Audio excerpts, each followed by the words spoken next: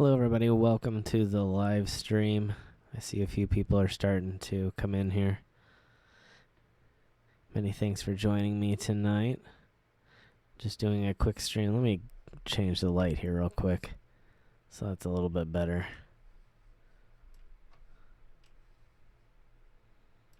There we go.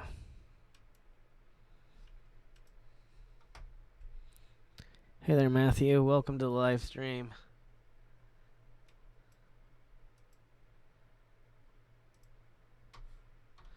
Just gotta adjust my chat here. Oh. Hey there, everybody. Welcome, Linda. Hey there, Gary. Good to have you. Sorry, I have to adjust some of my settings here real quick before I can read everything.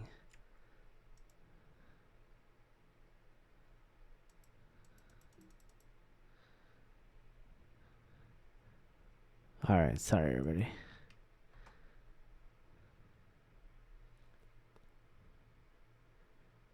Hey there, Debbie. Emmy, welcome. Amanda, hi there. How you doing? Trying to change this thing off of night mode so it provides a little bit more light.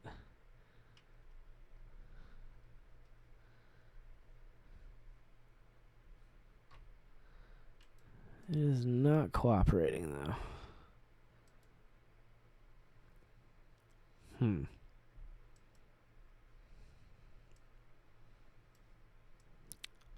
I think that'll be alright though. Okay.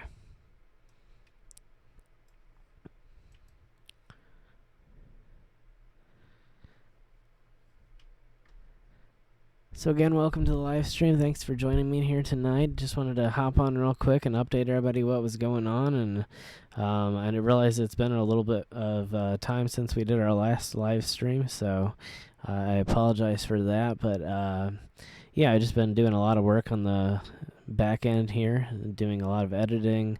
The editing took a lot longer than what I really thought it would. And we got about 3 weeks worth of videos coming here, so yeah, I was originally thinking I was just gonna do it straight and I'm gonna be done in like a week, and then sorry, it's giving me some errors already. I think this happened last time and I don't think it was an issue, so I'm gonna ignore it. But anyway, let me know if you're having any issues with the stream.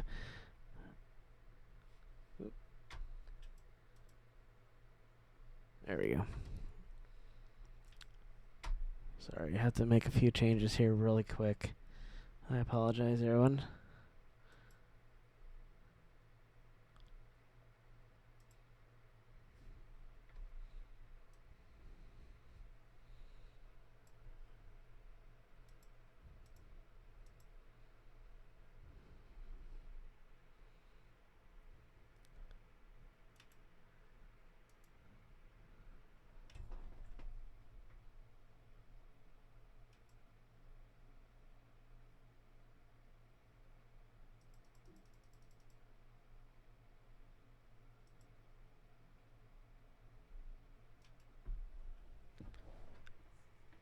Okay, sorry again.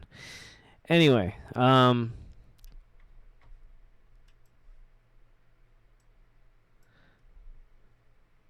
going to be heading out on the road here again pretty soon. I'm going to be heading, actually I'm not really sure exactly which direction I'm going to be heading this time.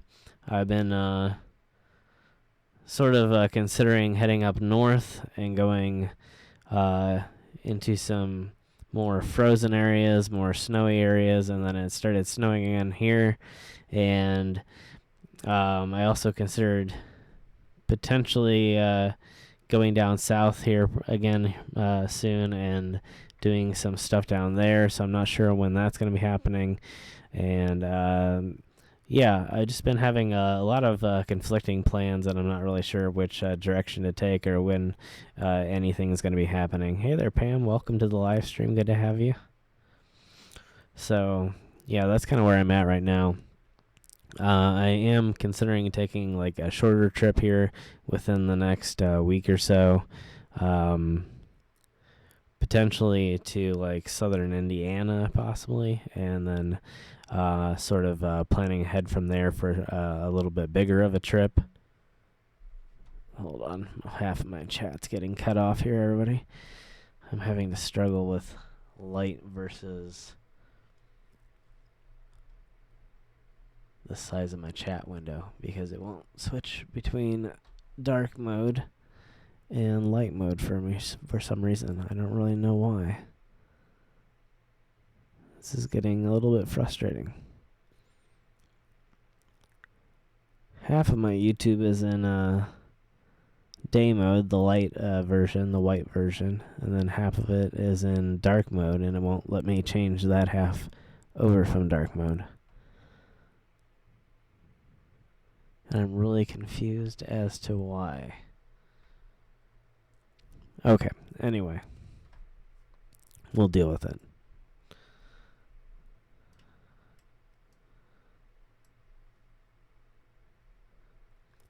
No snow in New Jersey. Wow, that's kind of cool. I mean, I guess if you don't like snow. It's kind of interesting, though.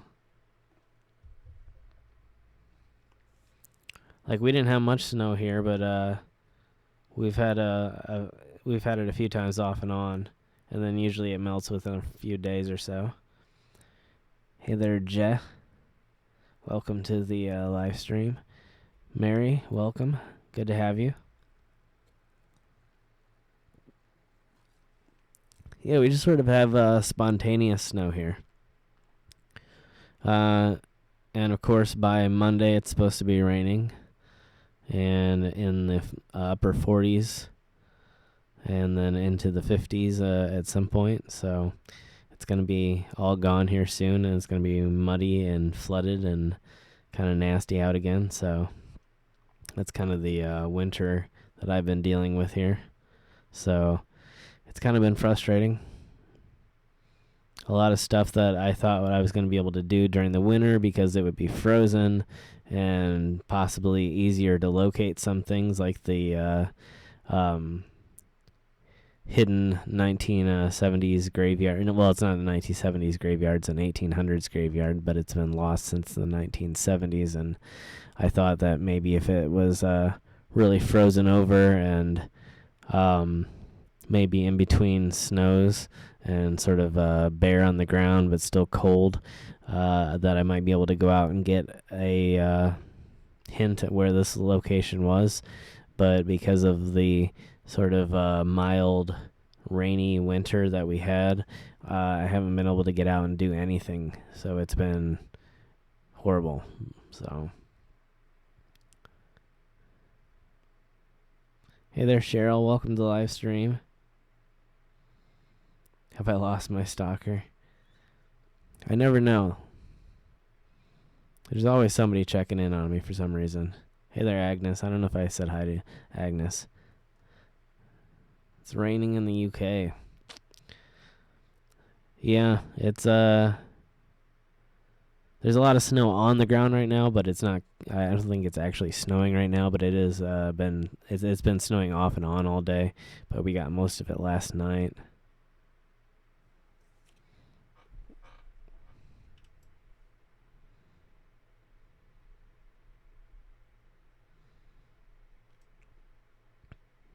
Well, there we go. Did I ever investigate a weird anomaly on a video? It depends on what one. I get actually a lot of reports of weird things that happen in the background or things that I don't necessarily spot. So it's possible. I don't really remember. I get a lot of reports, and so sometimes I forget, and my memory's not always the best. So I apologize. If you can remember what video, then maybe I can let you know. Occasionally I go back and look at things just to see what people are talking about when they discuss seeing something in a video.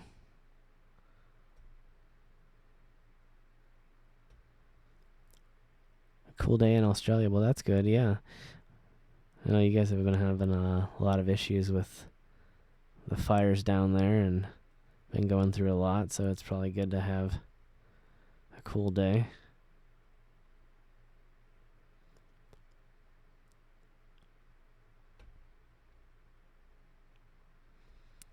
Again, if you have the chance to give to any Australian charities that are out there, make sure you do so.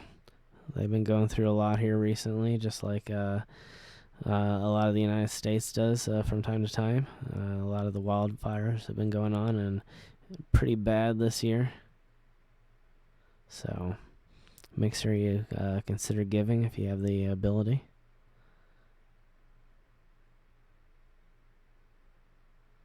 Snowing a little bit in Kentucky. Wow. Yeah, it's just been sort of random here.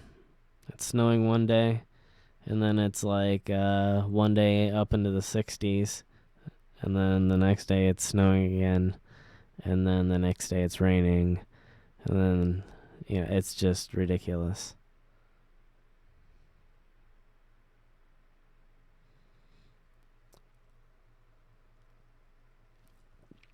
I was walking in a field, and there was a ghost. Yeah, if you can let me know what the title was, I might be able to tell you more accurately what was going on. I've been in a lot of fields.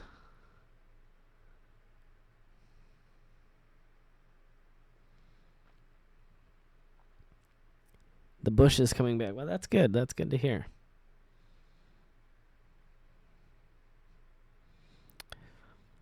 Perhaps the one good thing that does come out of forest fires is that there's a lot of new growth.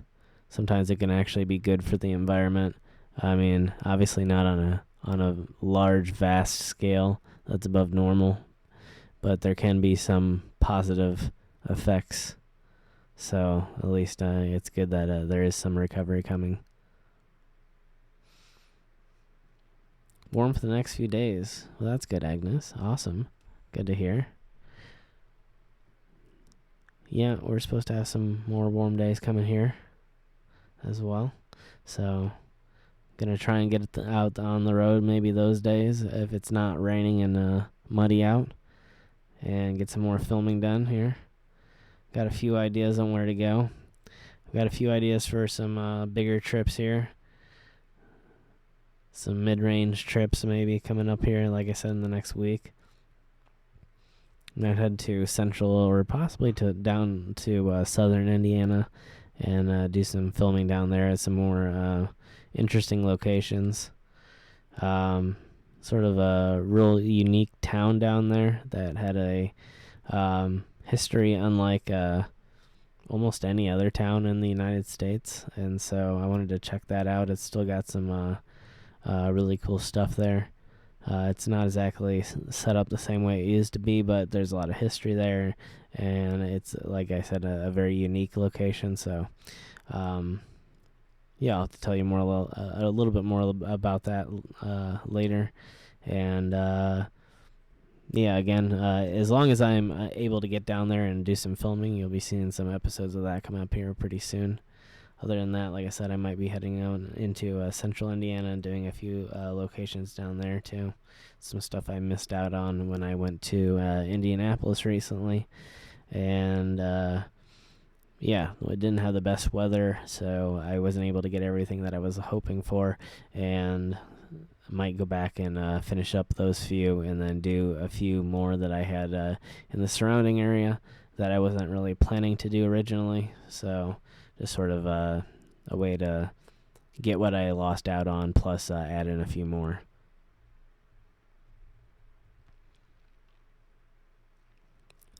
Yeah, I hope the animal population recovers as well, Gary. That's a very important thing.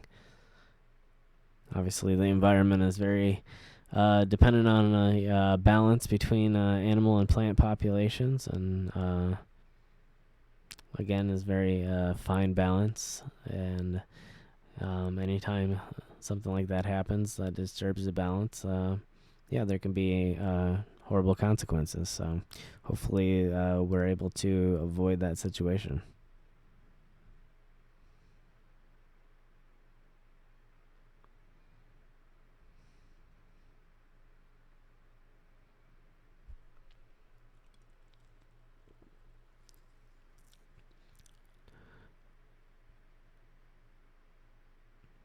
Hey there, Barb. Hi, Kenneth. Welcome to the live stream. Hidden graveyard and giant abandoned barn. Okay. Yeah, I do remember that.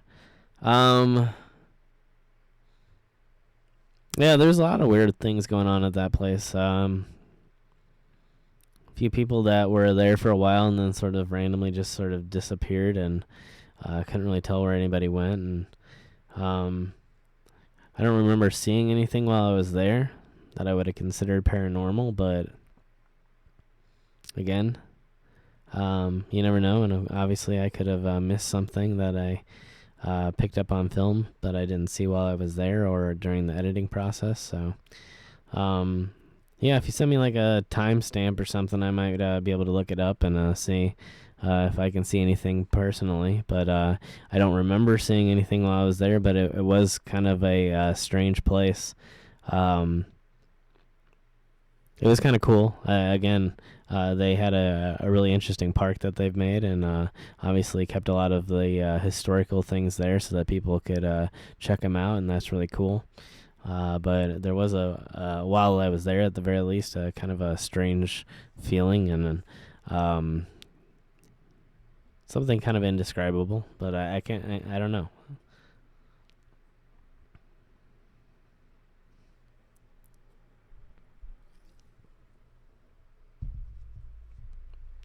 But at the very least, I really did enjoy exploring that location.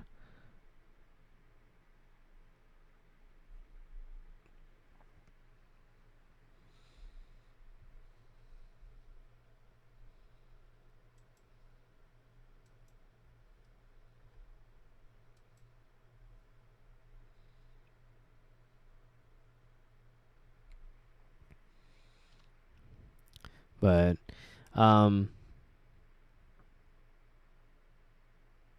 yeah, I don't know. Maybe it was somebody hiking in the background. Maybe it was. I really don't even know. Maybe it was an animal. It's kind of hard to say. But like I said, I didn't have any personal experiences while I was there. But sometimes it's hard to tell. Sometimes it's the fact that it's a cloudy, dreary day out. Sometimes it's something else. I don't know. But it did have that weird feeling.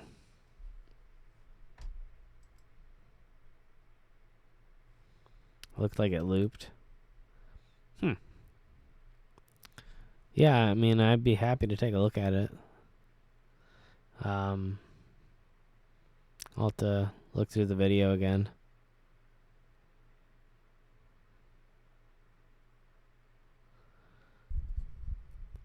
But yeah, I didn't really realize that I had caught anything.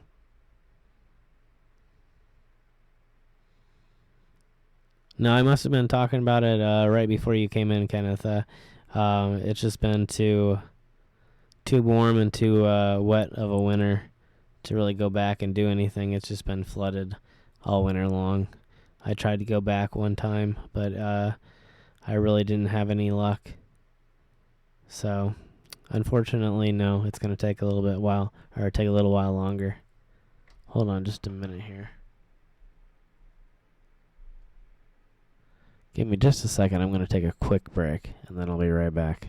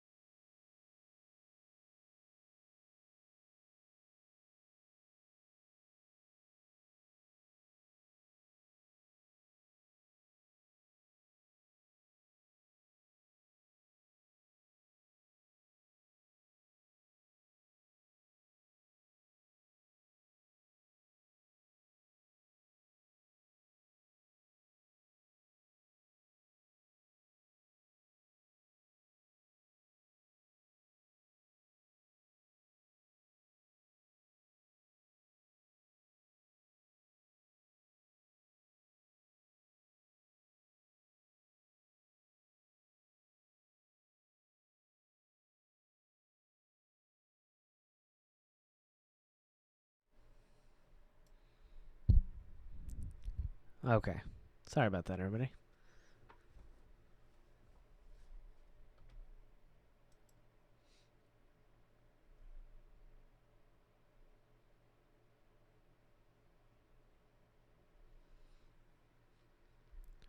Was it 5 minutes and 39 seconds in the video? That's kind of funny. Alright.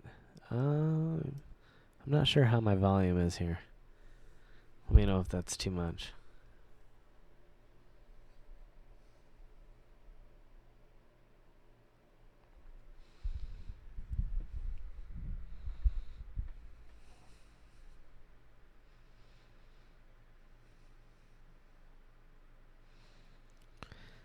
Okay.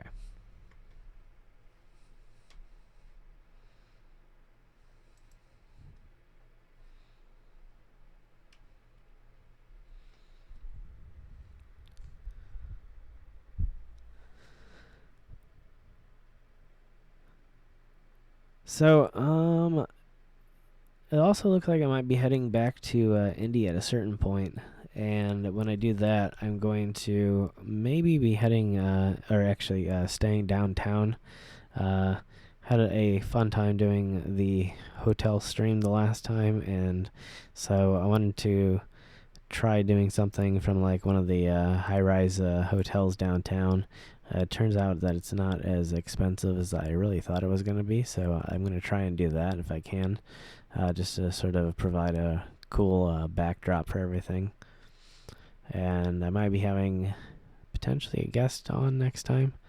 I was talking to a friend while I was down there, and they were thinking about starting a YouTube channel as well. They are actually a lawyer, and they're going to do some sort of a legal podcast, and so I might be having them on as a guest while I'm down there. We'll see how everything works out, but they had expressed some interest in doing something, so we'll see again how that goes.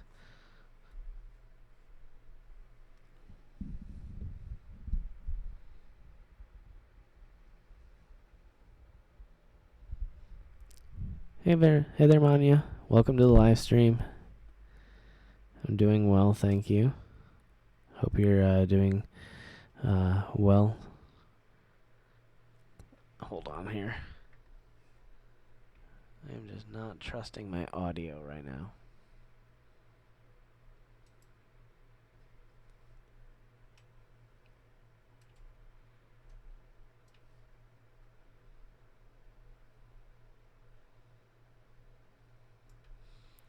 Apparently I need 3 monitors instead of 2.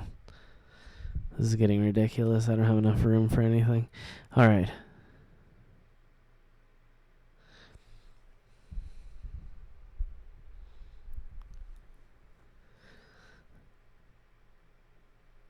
So yeah, we still have a lot of Indianapolis content yet to come, and as well as Toledo. There's been a few videos that haven't come out yet.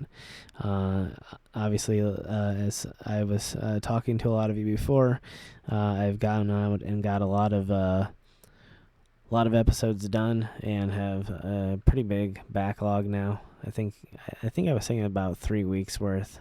Maybe not quite that much. So, pretty much every Tuesday and every Saturday, we're going to be having a new video come out.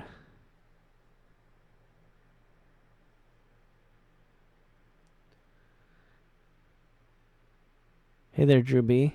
Welcome to the live stream. Hey there, Debbie. Thanks for coming to say hi. Appreciate you being here. I completely understand, though.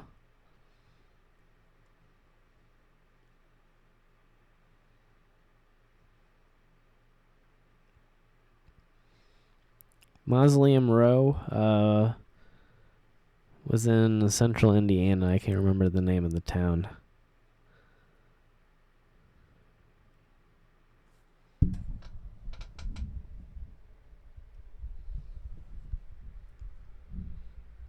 Yeah, I'll have to look it up.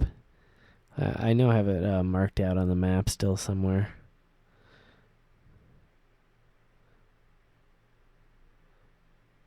But yeah, sort of a smaller town in central Indiana. It actually looks a lot. It looks like it'd be a lot bigger town than it actually is. Just the way it's probably one of those areas that used to be maybe a little bit more built up. It's not a super small town though. It's just sort of a. It feels like it would be a little bit larger of a town than what it is based on the size of the mausoleums and whatnot. So it makes me think that there was a little bit bigger of a population, maybe back in the early 1900s, late 1800s, something like that.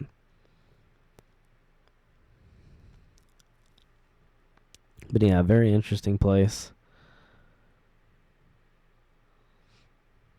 Unfortunately, a few things there that I couldn't really see in that I would have loved to. But yeah, there's a tendency nowadays for places to get sort of sealed up permanently. A lot of places seal them up with brick or with large stone slabs. So even though that it's something that would be really cool to look in, they do it to protect the place. So, I mean, who am I to judge, I guess? But it would be nice.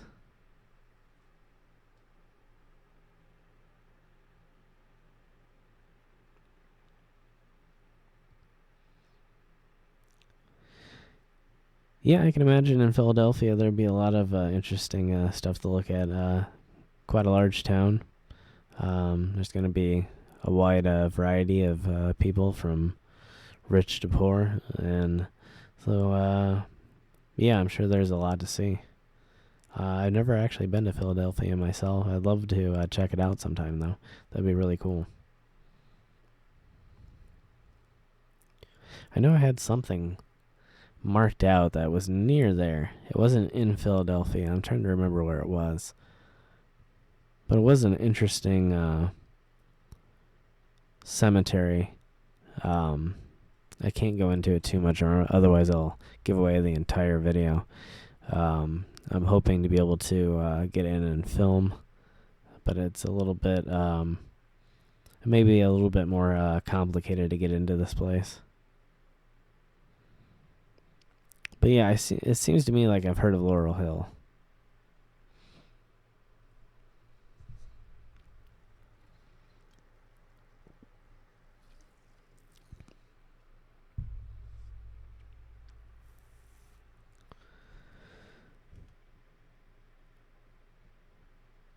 But yeah, I do have plans to make it out that way, though. I am going to be going, hopefully, out to the Maryland area at some point. I'm going to be, I'd like to go back to the New York area.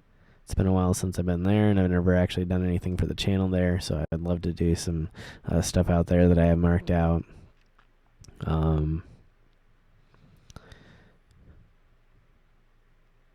This is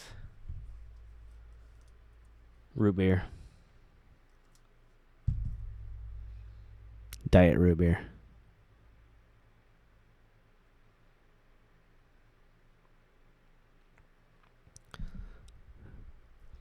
But yeah, and then I have a few more locations in Ohio that I wanted to get to that I wasn't able to.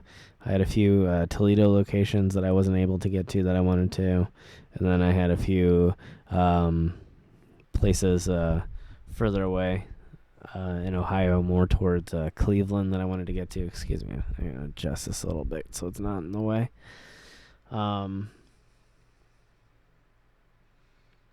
Laurel Hill has a gift shop. That's interesting. I mean, I know a lot of places give public tours and things like that, so I guess it's not incredibly unusual, but that is different for sure.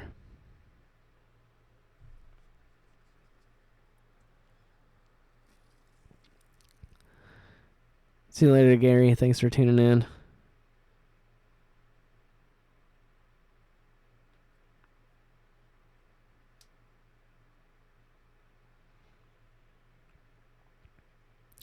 Oh, really? Yeah, it's a really good mic.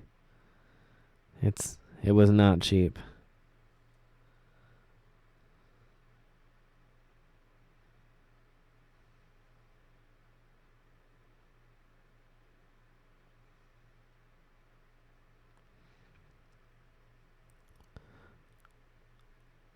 Yeah, I've actually heard of that, Cheryl. Um, there's a couple old coal mining towns where they say that. I mean, if you know a lot about Kentucky, obviously Cheryl would. But I mean, anybody out there, there's, especially in the more mountainous regions, a lot of back roads and a lot of things that when it floods or during certain parts of the winter, the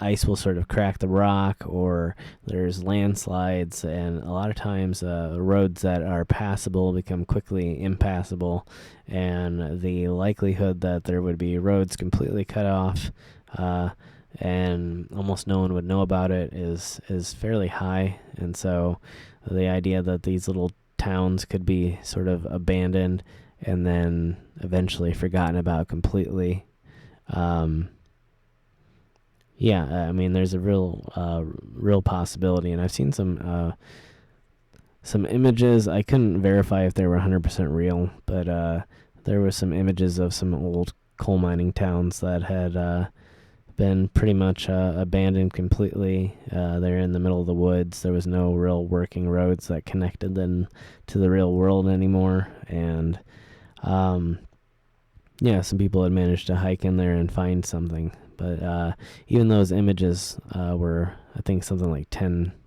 15 years old.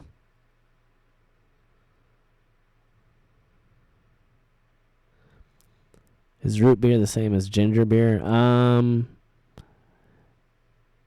Probably not. It's probably something similar. Ginger beer would probably be similar to ginger ale. It's pretty much probably the same thing. Root beer comes from, I can't remember if it's sassafras root maybe. And then ginger ale, which I'm assuming is the same as ginger beer, would come from ginger root.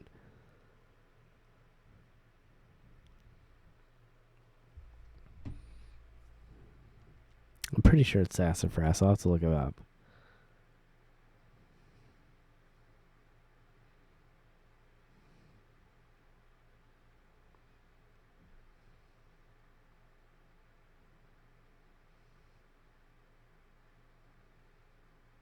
Yeah, sassafras.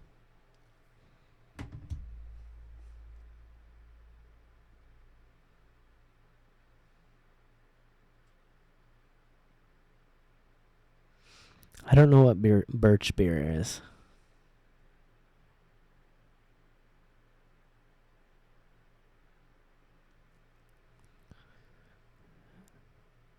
I like the sound of places that make my head spin. That could be fun.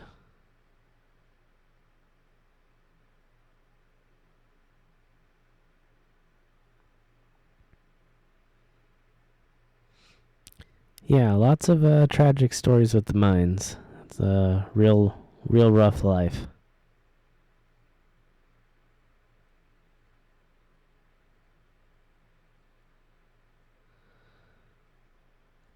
Thank you, Bali. I appreciate that. Glad you joined us here on the live stream tonight. And thank you very much for watching.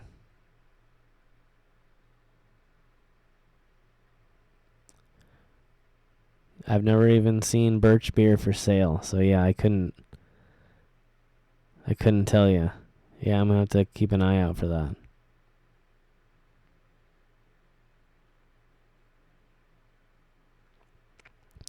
I've had a root beer with ice cream in it.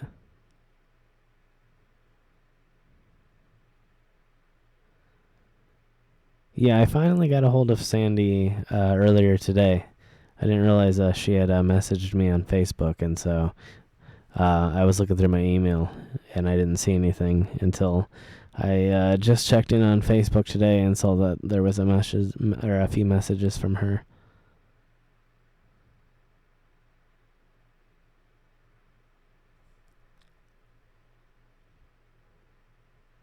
Yeah, that's possible, Drew. I'm not really sure. Yeah, again, I've really never heard of it. Sarsaparilla?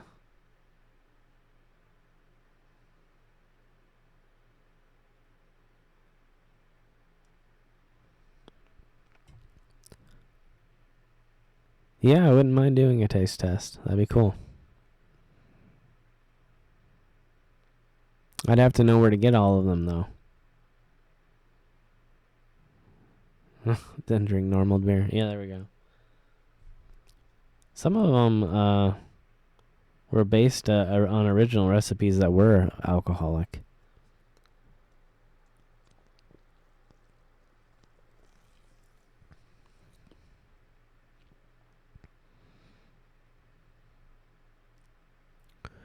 Like, you can get a ginger beer in the U.S. that's actually alcoholic.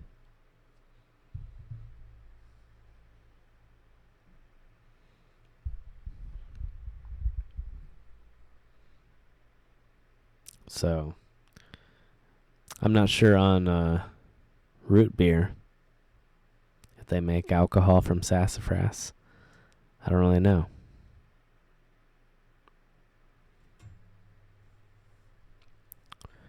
But I'm sure that it's possible. I'm sure that you can make alcohol out of just about anything. As long as it has some sort of sugar with it, then it should work.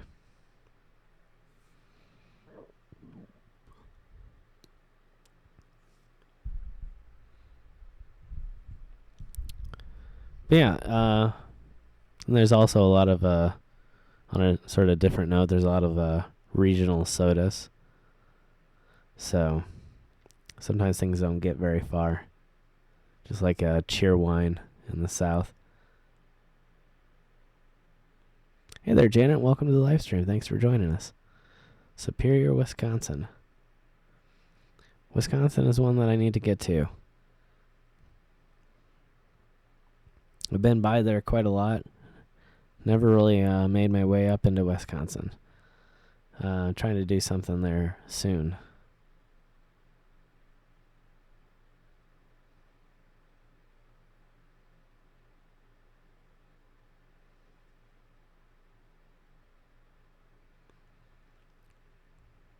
Ginger beer with raisins. That's kind of interesting.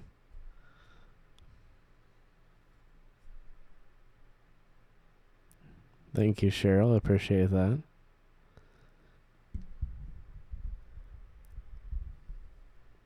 I guess some people would say that I have the late night radio voice.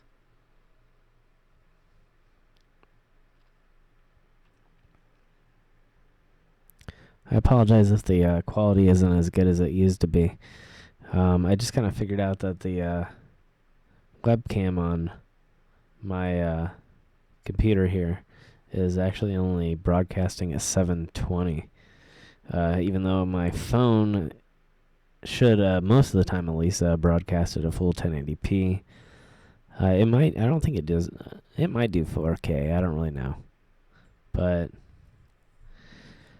yeah, so unfortunately, until I figure out the whole situation about why my phone isn't, why my phone is having issues connecting to the computer and performing its function of being the stream camera, I can't actually broadcast at the full 1080p. So yeah, it's a little bit, that's a little bit frustrating as well.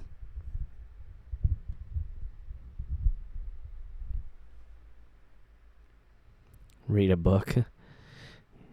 Yeah, there's an idea. I could have a side job as doing books on tape. Or I guess spoken word books now. You don't really need a tape anymore.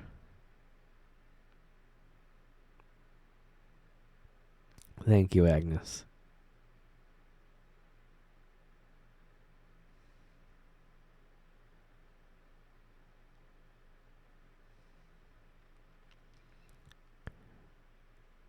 Oh yes, that. It was very unfortunate what happened in Milwaukee. But yeah, I would like to visit Wisconsin.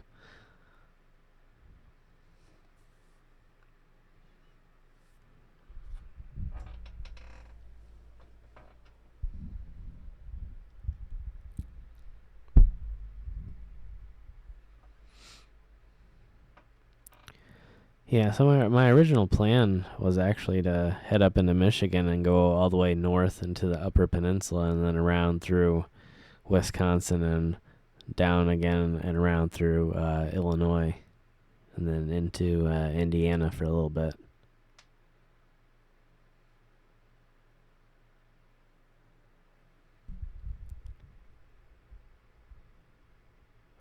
Hey there, Debbie. Yeah, we're kind of in a relaxed mode this time. I don't have the desk in the stand-up position.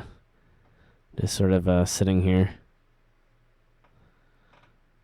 I don't really know why I decided to do it this way this time, but that's the way it ended up. So here we are. Just thought it'd be a little bit seemed a little bit better. I don't know why exactly. Like I said, yeah, it just seemed like a good way to come back. Usually I'm standing up the entire time, and it just seemed like a little bit more stress. So brought the chair in.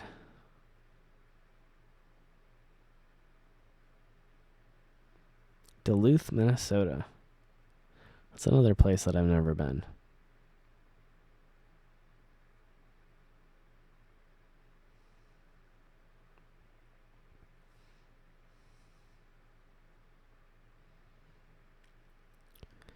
Yeah, it's just been kind of mild here. It'll get cold for a little bit, and then it's back up to like mid 40s, low 50s, sometimes in the 60s. Now, in the past, it used to be different. We used to have really cold winters. It'd be snowing by the end of October, sometimes by the middle of October, and we'd have such huge piles of like snow in parking lots, like the malls and things like that, that by the time that, I don't even know, like May, June sometimes even, it seemed like there was still small little pieces of ice hanging on where they had piled up the snow and it had packed together. So yeah, it's kind of something new. There's been a lot of really mild winters recently. Either that or the winter's sort of really short and really harsh. Like, it'll last just through January, sort of, and be incredibly cold, and then it'll be mild again.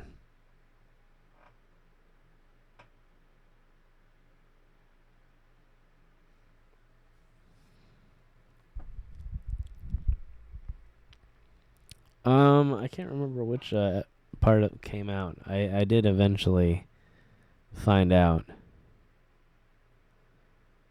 If it's not out already, then in the upcoming videos, I actually approached somebody and talked to them about it.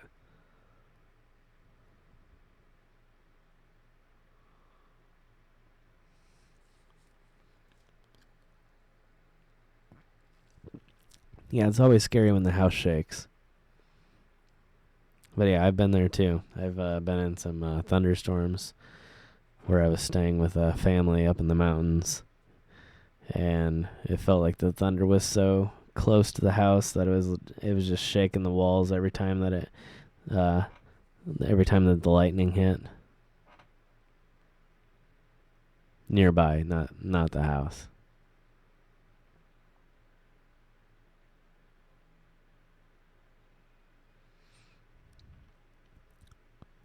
Yeah, we've had a little bit of snow, but yeah, just last a few days and then it's gone. Like, we have snow right now, but it's gonna rain Monday, and it's gonna be in the 50s by I think Wednesday.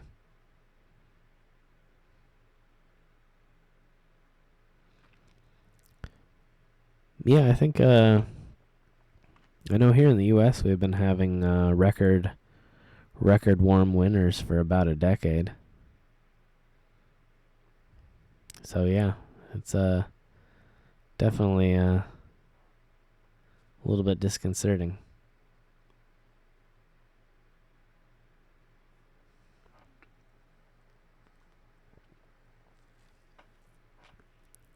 4 to 5 feet of snow. Wow. That's crazy.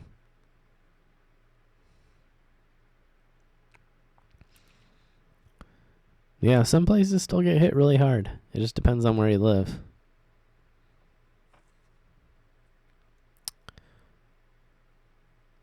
But yeah, I feel like the mountains are, whatever the weather might be, it feels like the mountains are always more severe.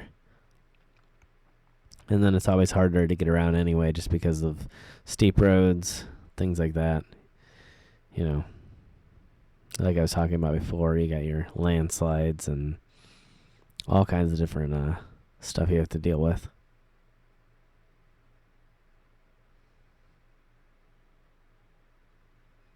Alien witchcraft and global warming. Yeah, there we go.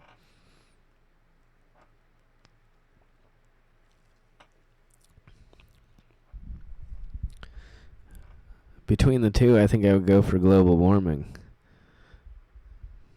I don't know if I want to know what alien witchcraft is.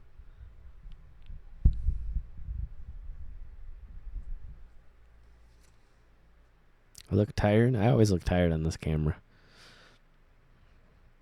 I think it's just a bad camera, honestly. And because it's such a high angle, I'm always looking, like I said before in previous streams, I'm always looking down at the bottom of the screen while the camera is way, way up here. So it makes me look tired. It's unfortunate until I get the camera fixed, but I need to work out a few other stuff, or a few other things first.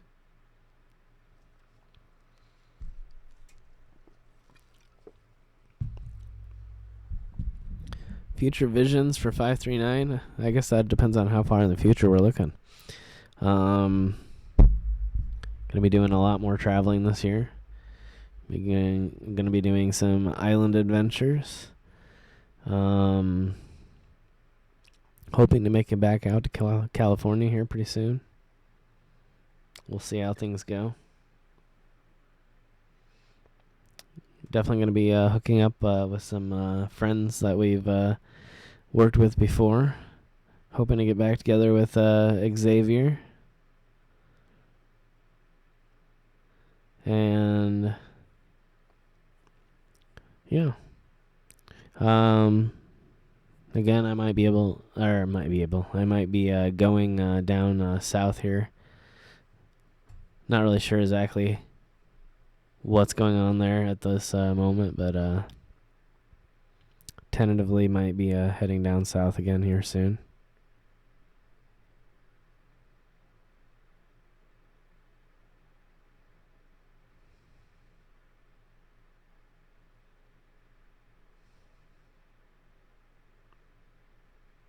What do I think about cryptozoology? I think it just really depends. It could go either way. Some things are real, some things are fake. Some things, we find out after years and years of research that there was something real to it. There is a real creature behind, one of these myths. And then sometimes maybe it turns out that we never find anything. But yeah, I think with human nature, you're always going to find that it could go either direction. I think everybody would like to, well, a lot of us anyway, would like to think that they had found something. Or like to think that they had seen something. And some people out there really maybe have seen something. And so it just depends on what sort of evidence people are able to collect. And yeah, just time at that point, So yeah, just kind of take it on a case-by-case basis. There's no way to really tell for sure until you've got enough evidence. And there's no way to make a broad judgment, I don't think.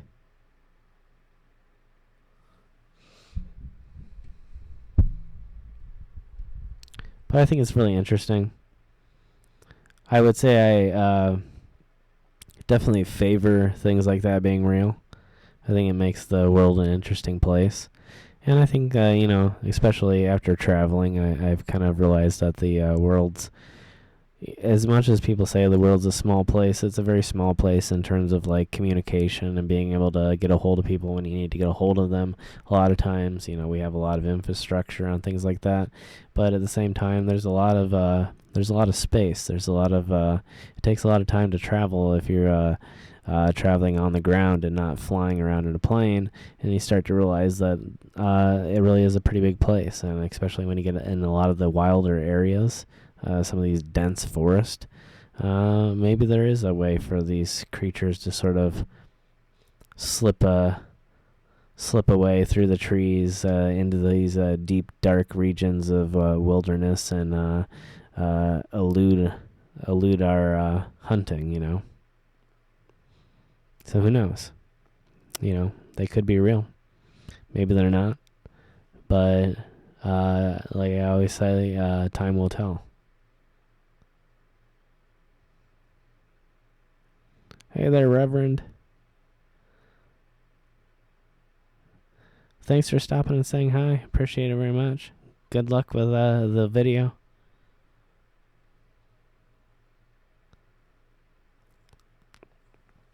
But yeah, it's in terms of like individual stuff, like is Bigfoot real? I don't know. Is any of it real? I don't really know. But again, I think there's cases where even going in the opposite direction, like species where we've confirmed that they are real, and then we think that they've gone extinct, and then years and years and years go by, and we find out that they're not actually extinct anymore. And sort of lays this groundwork for the fact that, maybe when it comes to these species of animals that we're not sure if they're real, if they've only been cited and not ever documented through DNA or through catching one or hunting one or whatever, then maybe it doesn't necessarily mean that it's fake.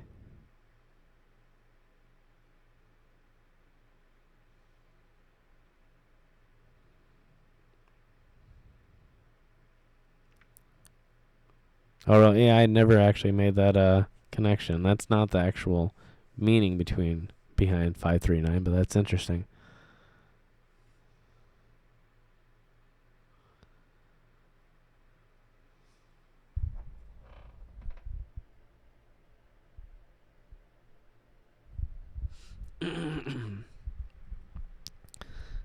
Yeah, I mean, it's like with Bigfoot. We do know historically that there are fossil records of large ape-like creatures, or large ape creatures that actually did live in the North American region. So we not only know it's possible but that it has happened, but there's no current. I mean, I guess you could say to a certain degree that some of the Bigfoot hunters have found some evidence, but as far as like specific DNA evidence or catching an actual live or dead animal, there's no evidence in that shape, so it's kind of hard to say. But yeah, we definitely know that certain things are possible.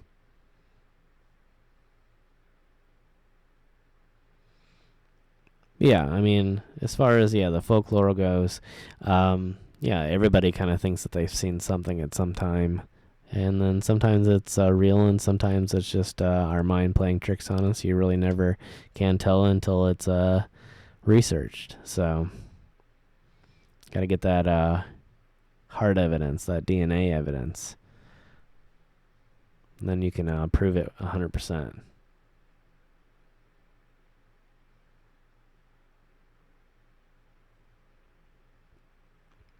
Yeah, you're right. It always could have been a double entendre. But no, it's not biblical in nature at all.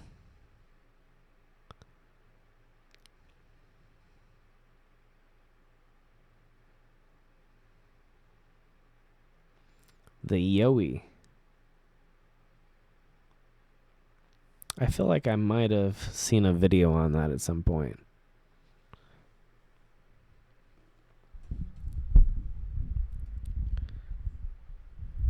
But I can't really remember. But yeah, I've seen a lot of interesting Australian legends and things like that.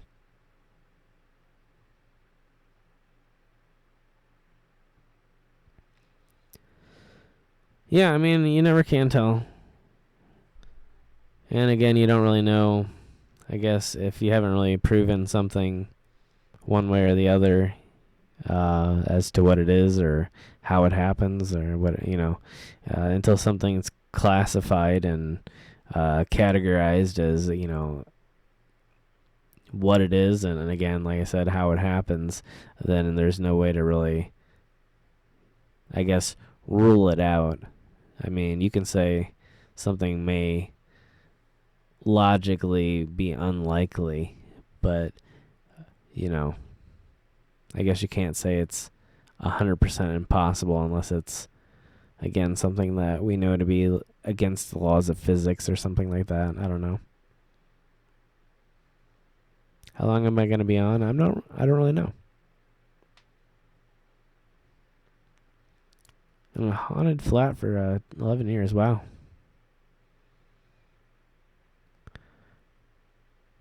I'm not sure how I would feel about that. I don't know if I would really want to live in something that I consider to be haunted for that long. It seems like it would be. It seems like it could be rough. That's all I'll say.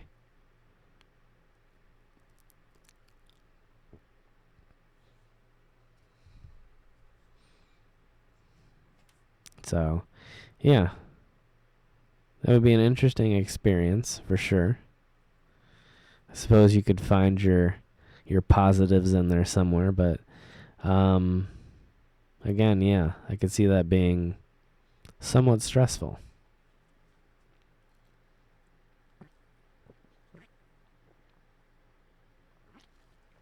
Oh yeah, I have heard of the Tasmanian tiger.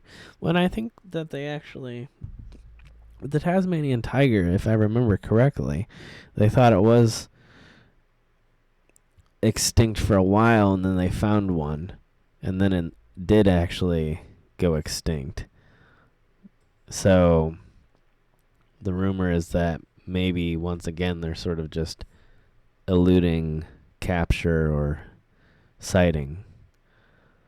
So yeah, it kind of goes to show you again that despite how much credit we give ourselves, a lot of times these species can elude us quite easily.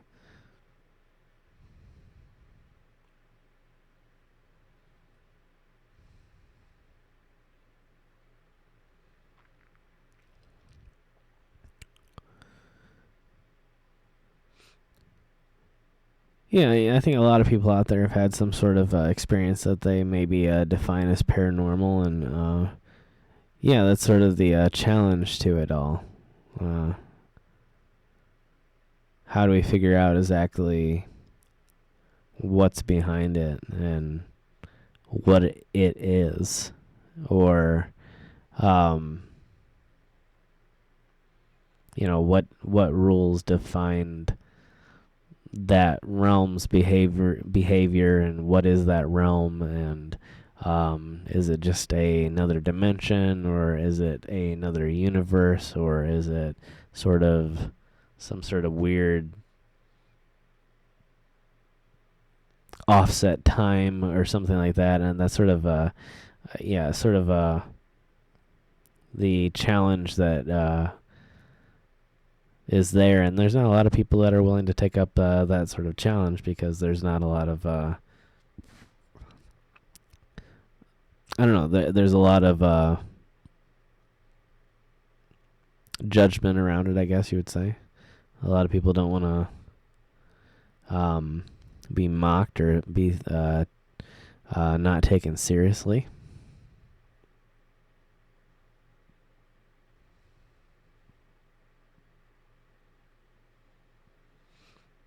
Yeah, that does sound pretty scary, Mary. That wouldn't be fun.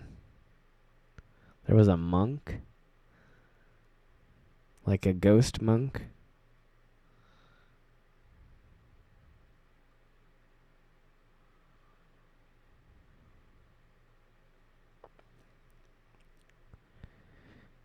Yeah, I've never really lived in any place that I knew or thought was haunted. But I've definitely been in some places where some weird things have happened. Hey there, Big Steve. What's up, man? Good to have you here. Hope you're staying safe out there in Cali.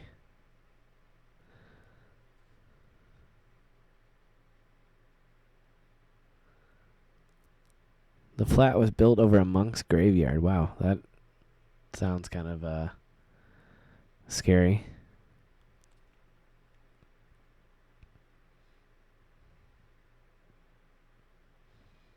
Yeah.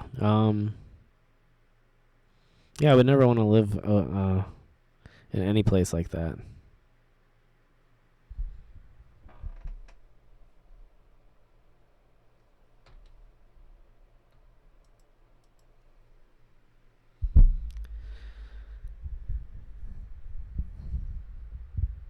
Yeah, I would think it would be kind of uncomfortable.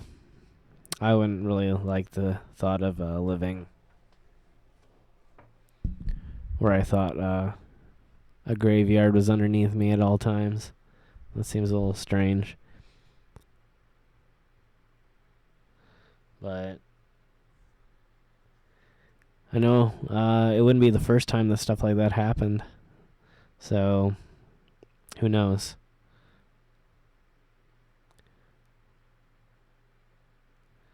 But I think a lot of times stuff like that gets hidden. So maybe it's one of those things where they didn't really know it was there until it was too late. And then for financial purposes or whatever, they may not have ever had the chance to move it. I don't really know. It's an interesting scenario, though.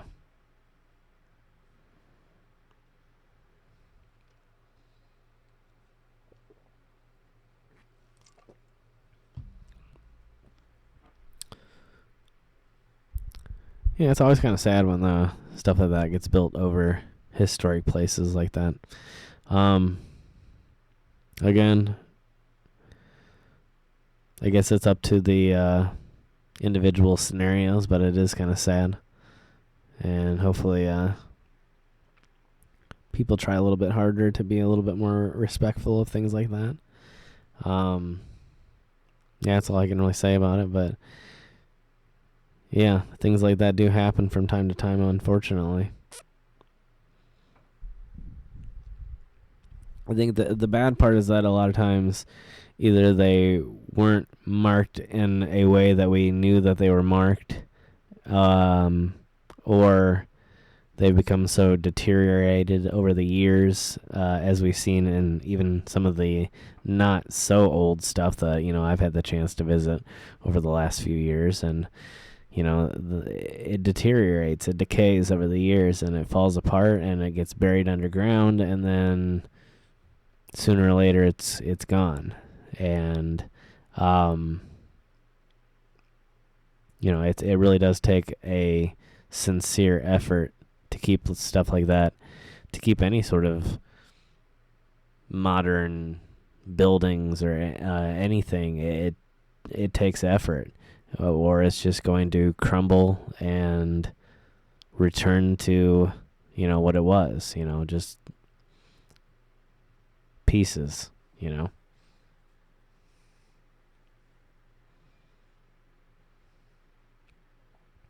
So yeah, I mean,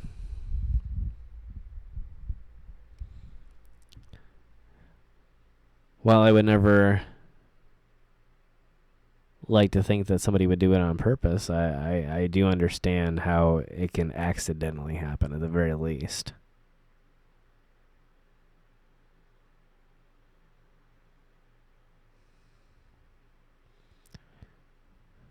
Your kid's toy would come on and they wouldn't be touching it. Wow, that's kind of, yeah, that would be really scary.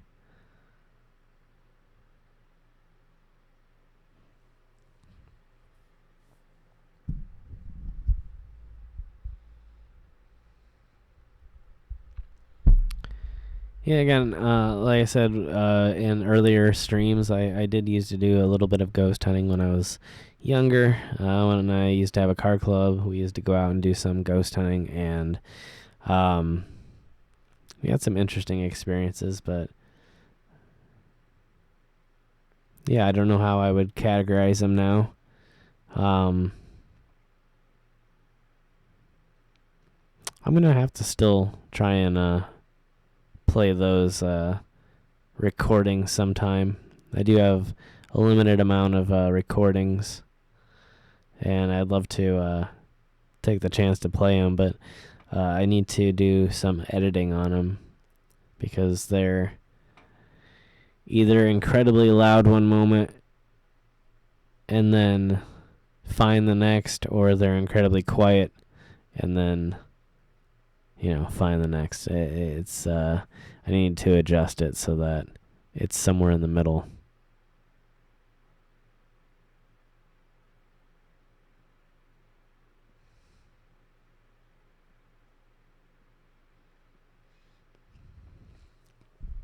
Well, wind-up toys. That sounds even scarier.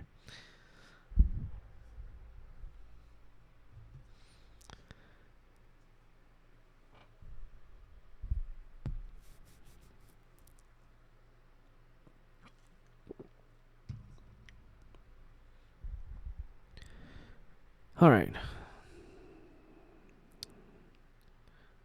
Let's see how long we've actually been on here. I didn't realize we'd actually passed the hour mark. We've really been on for an hour and 11 minutes. That's crazy.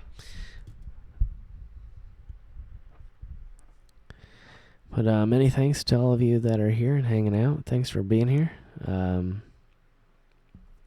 Again, my apologies for not being on for so long. And again, apologies on the quality. Gonna be doing something to fix that here pretty soon.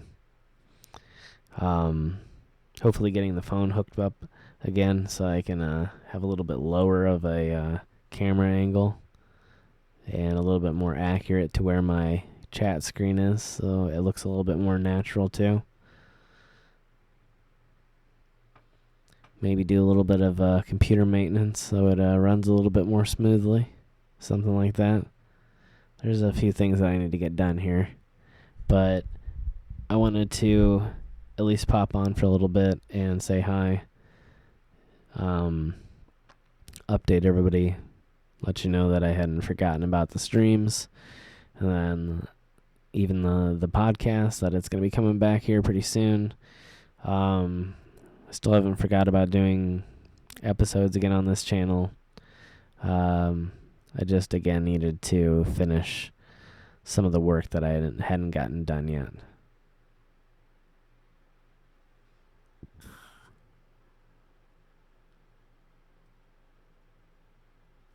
Thanks for joining us, Janet. You have a great night too. Excuse me. Hey there, Ash. Welcome to the live stream. Glad you could join us tonight. Thank you so much. I appreciate that. Thank you, Linda. Good seeing you too. So where were we?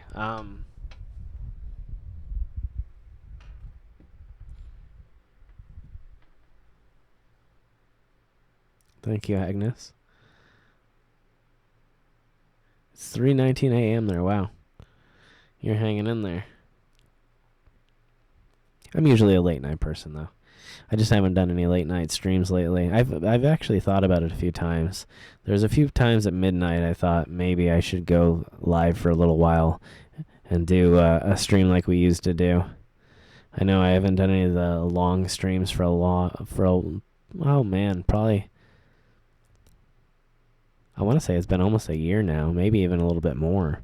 But we used to do a lot of overnight streams, or we'd start at like 11 or 12 at night, and at least my time, and then go to like sometimes 6, 7, 8 o'clock in the morning. So yeah, it's something that I'd love to do again sometime. I always had a lot of fun doing stuff like that. But really takes a lot out of you, and you end up sleeping a long time. Hey there, Faye. Welcome to the live stream. Thanks for joining us tonight. So yeah, sometime we'll do it again here. And I might do some live stuff, or not live stuff, but late night stuff. I mean, where it's not super long, but we just start at a later time. Start at like midnight my time, and go from there. Maybe hit like 3, 4 in the morning instead of 7 or 8 in the morning. Do it that way. But we'll see what happens here. I think I want to get to the camera issues and some of the other streaming issues that we've been having first. That way we have at least really good quality. I'm not really liking... I know for a while that we did only the webcam, but once I got the iPhone hooked up and got the full 1080p and the really good camera, it kind of made me not want to go back. And again, I really don't know why it stopped working. That was kind of the weird thing. I feel like it's some sort of software issue. I need to tweak something or reinstall something. I feel like there's a way to get it back, because it just randomly kind of stopped one day. It was working perfectly. Really gave an amazing picture, and you could really tell a clear difference too between what we see here and what the iPhone's able to pick up, especially out of the forward-facing camera. So yeah, it's just incredibly disappointing. So who knows? We'll see what happens. Maybe I'll figure out a way to fix it here.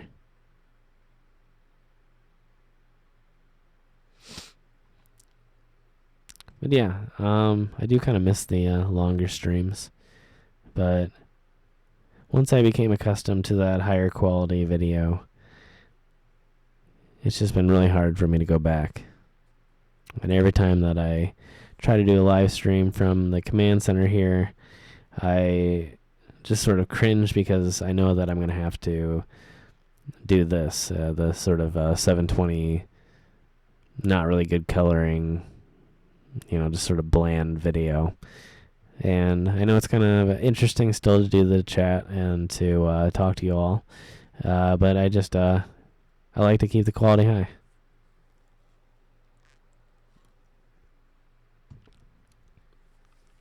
So yeah, that's kind of where I am now. That's kind of the reason I haven't gone live a little bit more often recently. I probably just need to do a complete restore of my system.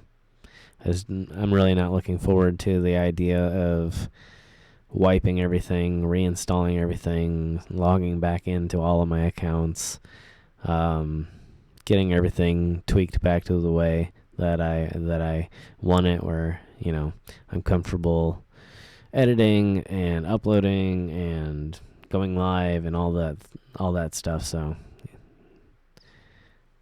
that's kind of the reason I haven't really done it yet. Thank you, Mary. I appreciate that.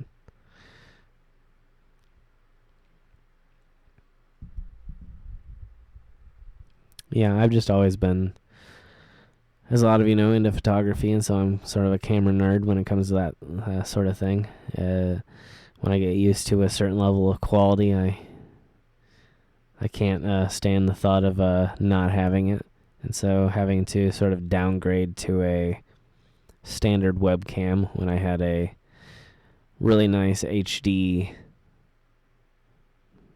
1080p 60 frame a second, well, I think a 30 frame a second video. Yeah, it just it's probably more irritating for me than anybody else, but I mean, it still does irritate me.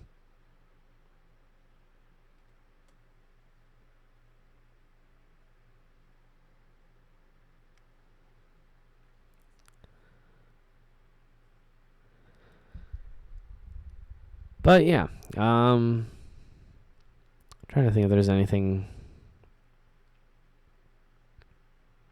that I haven't updated everybody about. I think we've gone over most of the travel plans.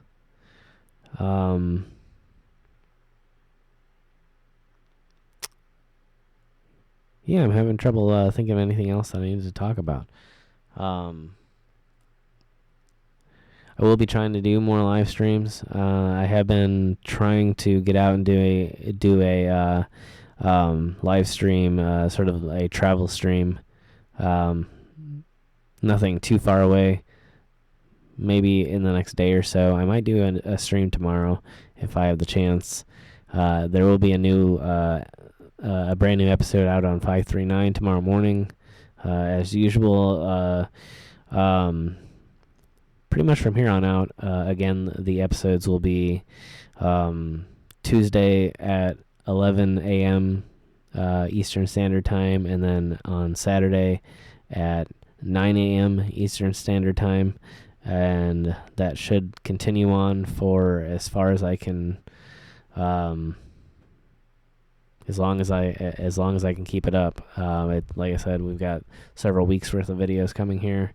And then I'm going to be hitting the road here, hopefully in the next week or so, weather permitting, and getting a lot more. So, again, in terms of which direction I'm heading, I'm not really 100% sure. Probably going to end up being south, maybe to southern Indiana. Yeah, I've been having a little bit of a hard time this year wrapping my head around the snow idea.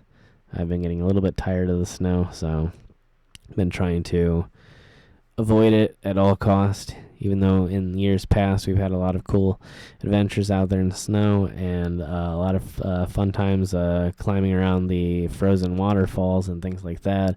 But this year I just really wasn't feeling it. Yeah.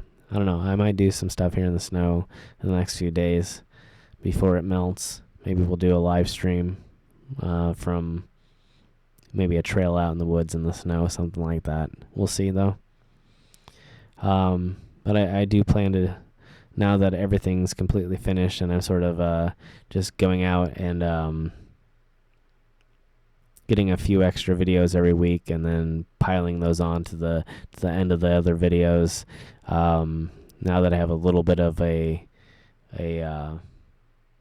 buffer zone in front of me where I'm not so worried about keeping content going, I'm hoping to keep up the live streams a little bit more as well. So I was hoping to have that all up and running a few weeks ago, but again, it just took me a little bit longer to get it all done.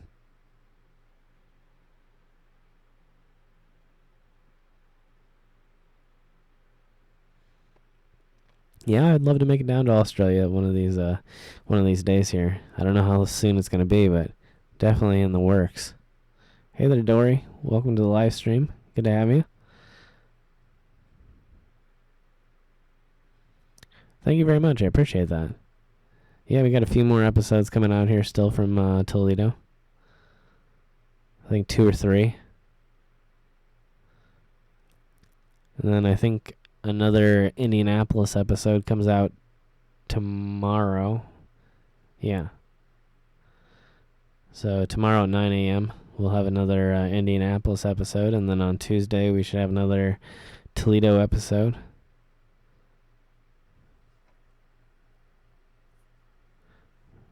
So yeah, I had a lot of fun adventures recently, and yeah, hoping to mix things up a little bit.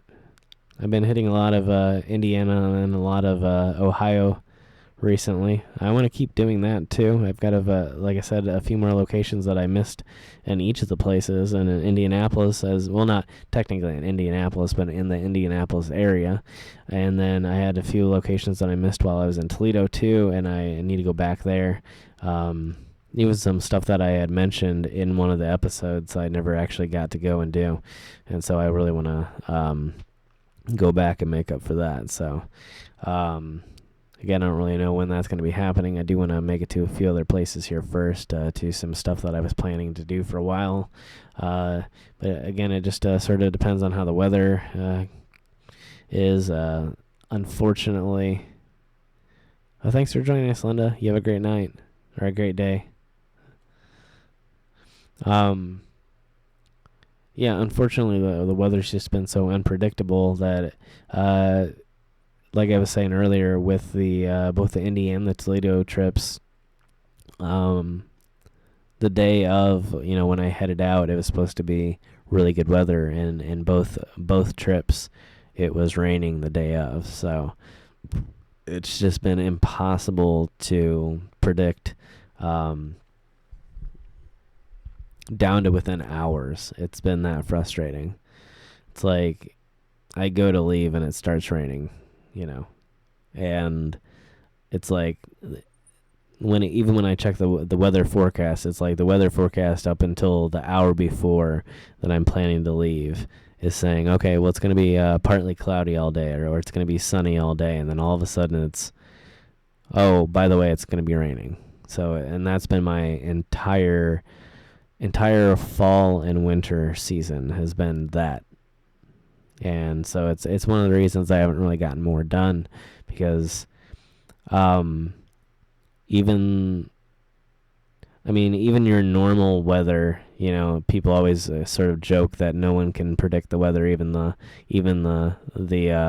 weather forecast. And so this year has been like 10 times worse.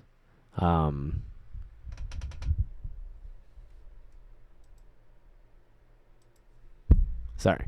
But yeah, it's just been, like I said, down to the hour. You really don't know what's going to happen down to the very hour.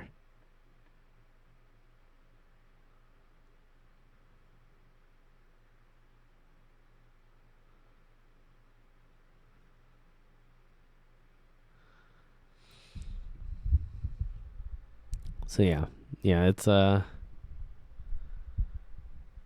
of those things where I'm looking forward to spring. Maybe we'll see. It's probably just going to be another rainy spring. It might be a lot of storms. Hard to tell.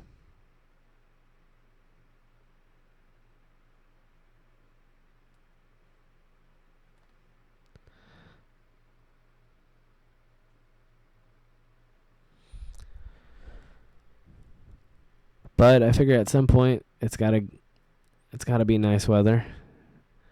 Hopefully the summer's not too bad. I guess it could be a rainy summer too. I don't really know, but I'm kind of hoping for the best.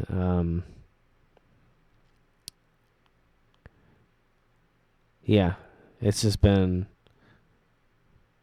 man, it just almost a record winter for like bad weather, and like not even cold weather, just nasty, sort of muddy stuff you really can't get anything done in.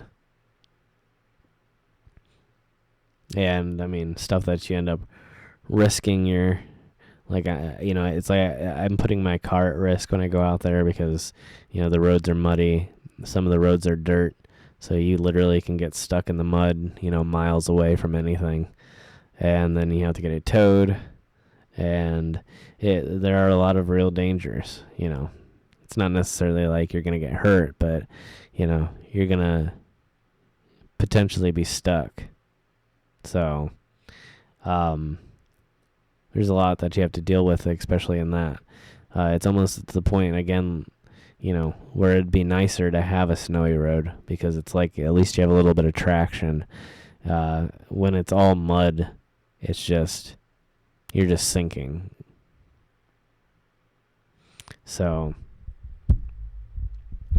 there's usually a part in the winter where it's like you end up feeling comfortable. You go out on the road, it's covered in snow, it's all white. It's hard to tell the difference sometimes between the snow and the side of the road and the actual road, but at the same time you're confident enough and you have enough traction that you can continue about your journey and get some stuff done. But then you get to the point in weather like this where it's just like either you can't go any further, or it's just so hard and frustrating that you mentally can't go any further, you know.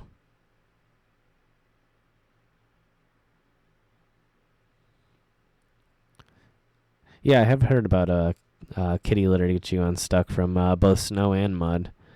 But yeah, it provides a little bit extra traction for your tires. There's also traction pads that you can get, like cleated plastic trays that your tire can get grip on one side and the other side can get grip on the ground.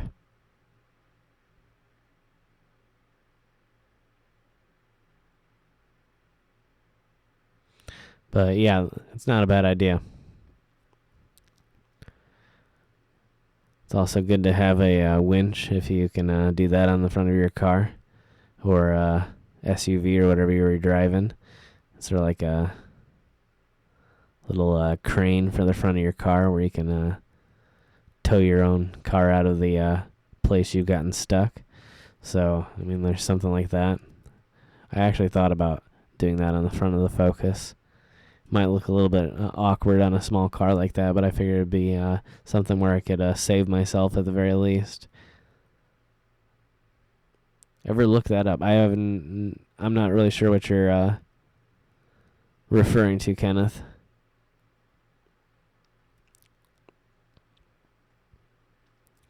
But yeah, it's just one of those places, the Midwest anyway, where it's kind of almost easier to travel at your extremes.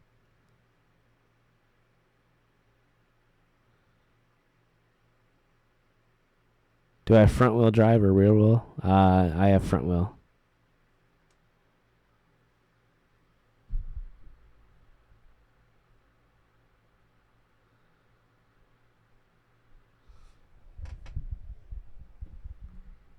Oh, no worries, Dory.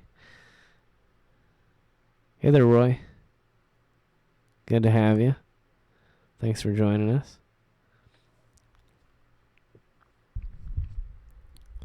But yeah, it's just it's a lot easier to drive in the snow, and it's a lot easier to drive when it's really dry out, and it's just been incredibly wet and mildly warm. So it's been the worst of worst conditions for doing stuff like we do for 539 anyway.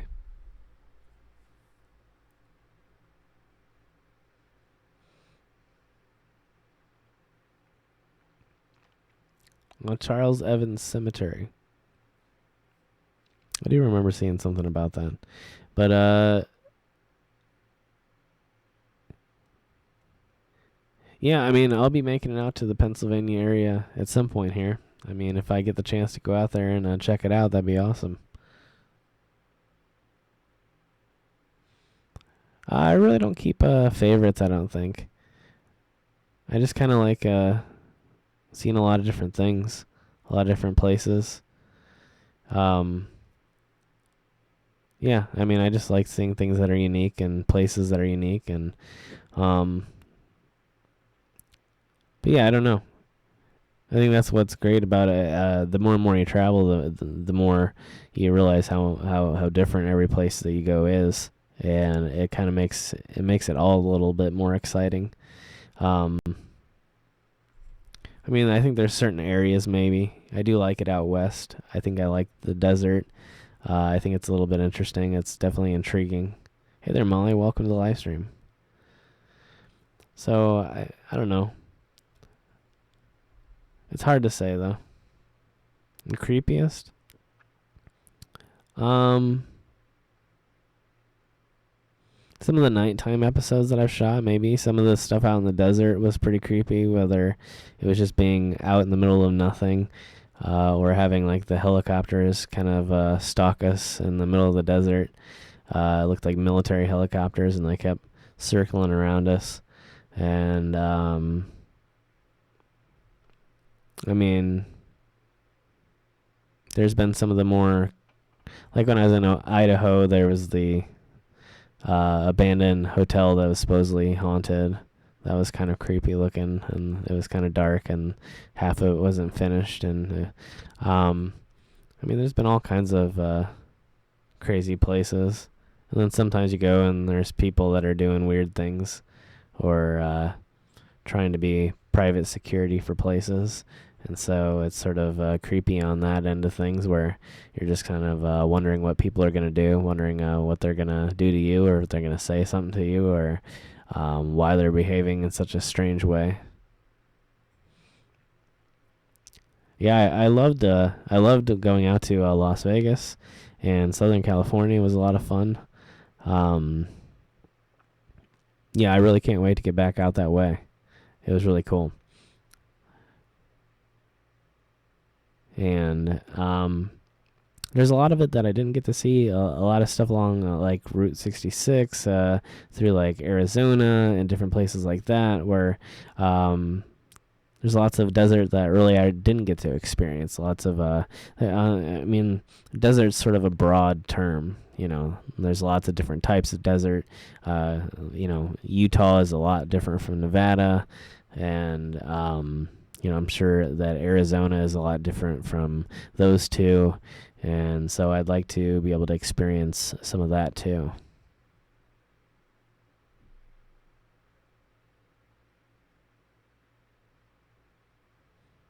Oh, with Cryptid Hunter, which he actually changed his channel name recently.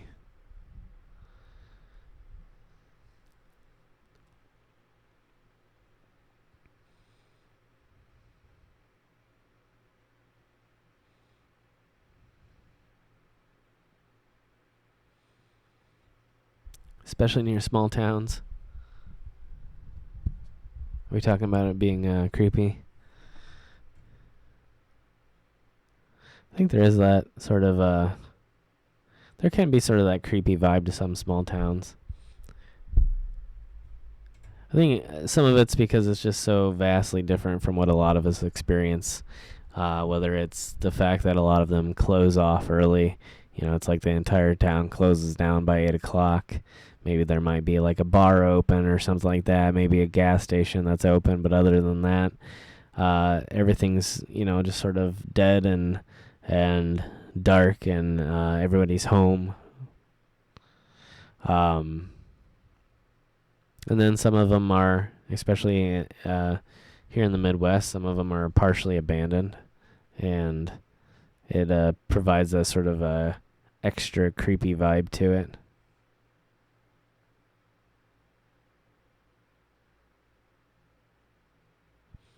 I'm gonna have to look and see what he changed it to. I can't remember offhand.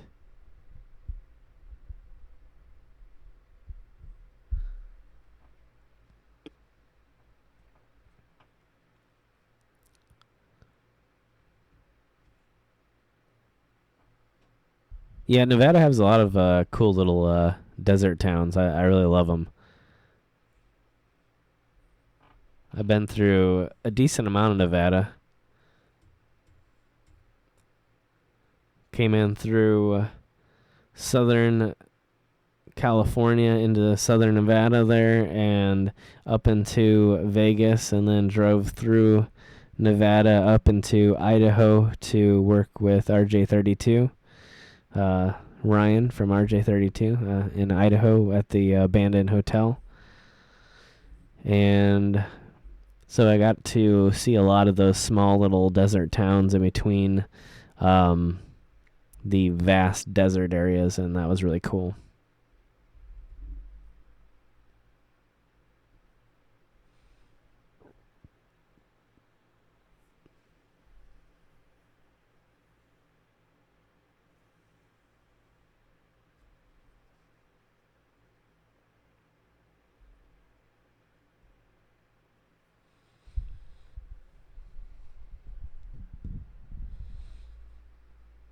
Oh, I really don't know, Mary. I don't even know what unofficial is.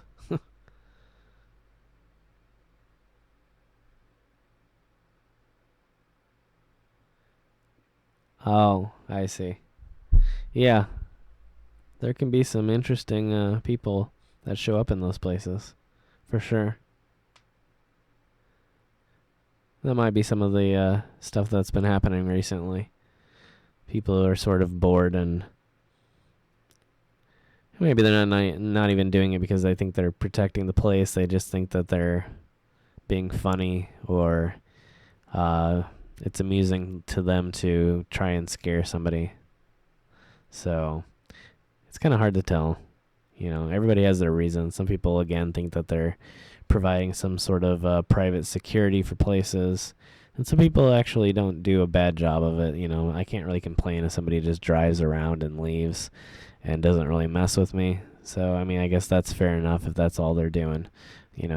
Some of the people, if they pull into places and rev their engines and do stupid stuff that is just making a nuisance, then it's one of those moments where I kind of might have something to say about it. But yeah, there's a lot of different people out there, a lot of different people that visit these places, and so you just really never know what you're going to run into. Yeah, and it's one of those things where you don't really know, even when you're out in the middle of the country. It's like, it's not really like they're a magnet, I guess, but it does seem to happen quite frequently at places like that. The little old graveyards, or even the larger ones like in Toledo. It's like, while there's this segment of people that are just there to visit, or just there to do work, or just there for whatever reason, there's always this segment of people that are there to mess with people, or who knows. So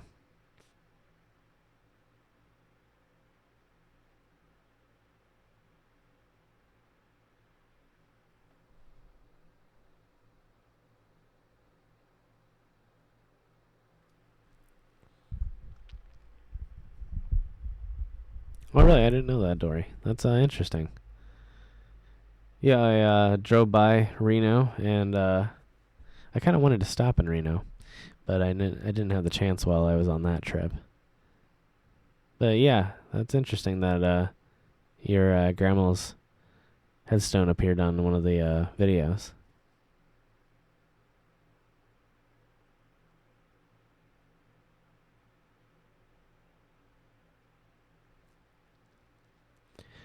Yeah, that was a little bit of a strange report coming from the cemetery worker. Yeah, not very reassuring, to say the least. But at least it gave me the information that I needed. That I knew I wasn't crazy. I wasn't exaggerating. I wasn't being paranoid like some people like to put it. So, yeah, it was at the very least a vindication. But yeah, when he kind of said that, it was like, well, I guess that's scary, But, it's not their job to do security either, so, it's not like they really could do much about it. So I just had to go on about my day, knowing that I had the blessing of at least some of the workers that were there, and that they didn't really mind that I was there. So, that at least was something, I guess.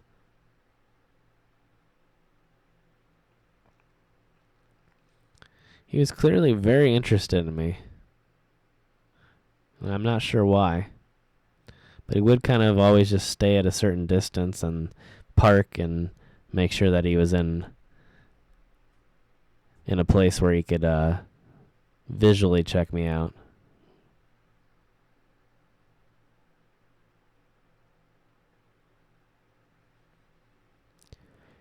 Yeah, I half wanted to check in just to, make them aware of what the situation was, and then half me just wanted to check in just to sort of prove to myself and prove to the audience that, again, it's not just me,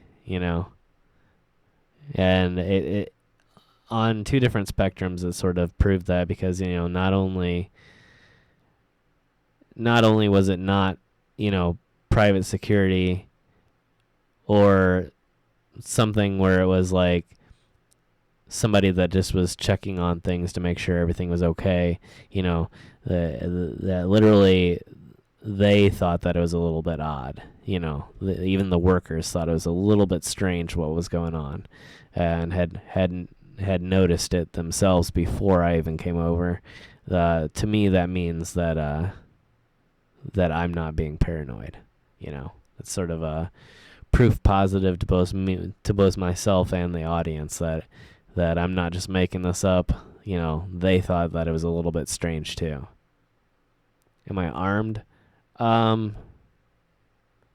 mean, yes and no. I don't carry around any weapons like a gun or anything like that.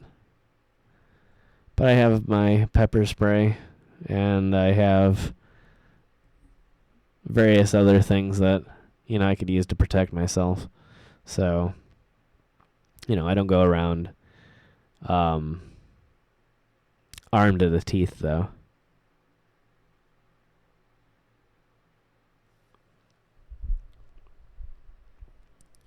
But yeah, I wasn't necessarily afraid that anything was really going to happen.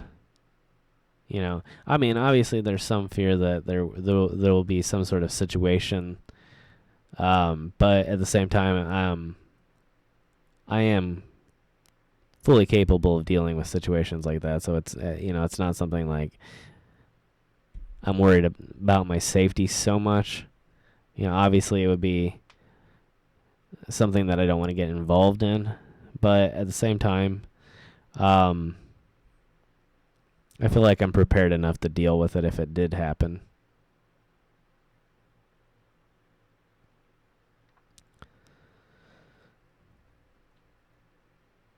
Yeah, I mean, it's one of those things where you never really know. I mean, some people go there to walk, some people go there to read, some people go there to visit, some people go there for photography, for history. There's all kinds of different reasons, and then, again, people are just people, so, sometimes there's some strange things that happen, sometimes it just goes completely to plan, and then sometimes you go places and there's just almost nobody there.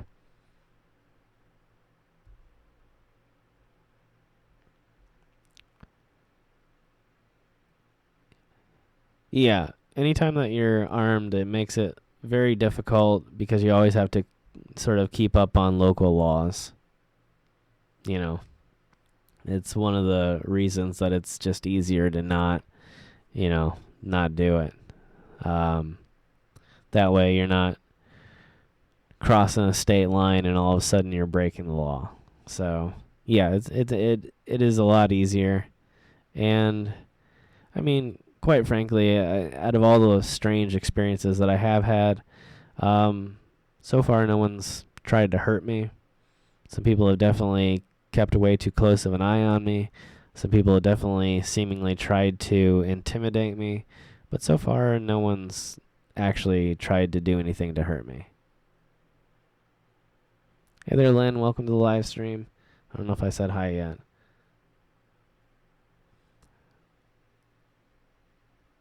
Yeah, I've got a few collaborations in the works.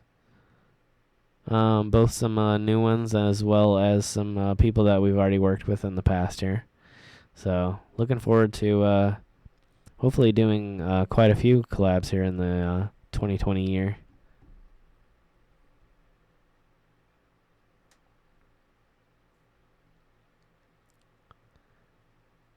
It can be interesting getting into the heavily wooded areas. You do run some certain risk, whether it's wildlife or getting lost or any number of different dangers. But I've come to the point now where I'm pretty comfortable being out in the wilderness, and so it doesn't make me as nervous as maybe it used to.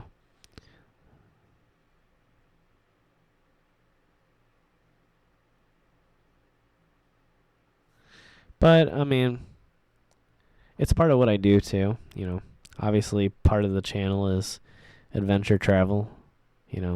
Whether it's historic places, abandoned places, lost places, things like that. Obviously, it's something that I like to do, and so, yeah, it's a risk that I'm willing to take.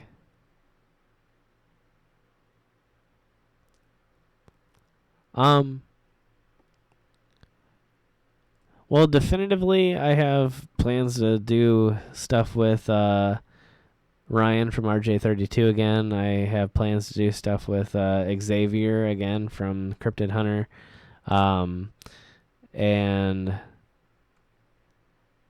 it's possible, maybe even Urban Ghost Urban Exploration again. And then some stuff I really don't have set in stone yet, so I really don't know. But that's the idea so far.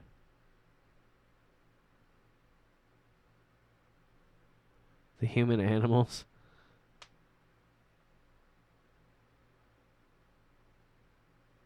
Oh, in the woods, yeah. Yeah, you never know.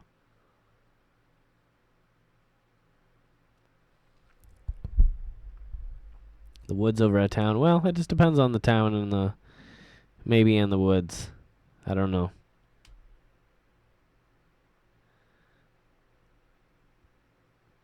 I like to give everything a chance. But I guess I can say I'm not a fan of huge crowds, but I'm not necessarily avoiding civilization. But I do like being out in the wilderness. But there is something comforting about coming back. I'd say on average, I probably would rather stay in a hotel than camp, even though I really like to camp. I do have a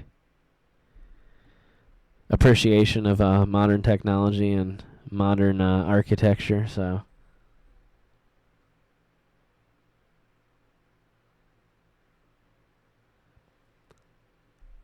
if I could go to one place, where would it be? I don't know. That'd be a really hard one. I mean, there's so many places that I'd like to go. I don't know if I could whittle it down to just one. Trying to think if maybe there's any places that I've been trying to plan recently, maybe. I guess if I were to say stuff that I was thinking of recently, because that'd probably be the easiest way to do it, like I said, maybe Alaska or Canada. It's been a long time since I've been to Canada, and it's always been a dream of mine to road trip to Alaska through Canada. So I think that would be a lot of fun. And I have a few road trip plans for that I'd like to accomplish for the 539 channel. So that would probably be right now.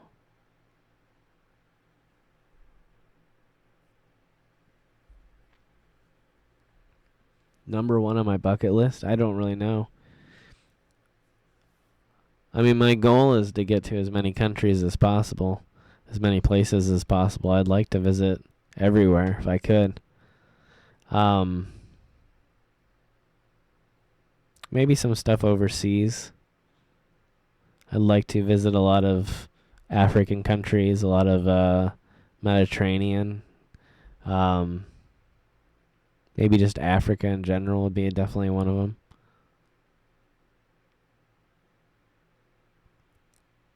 Northern Lights. Oh, yeah, yeah. I actually have gotten the chance to see the Northern Lights.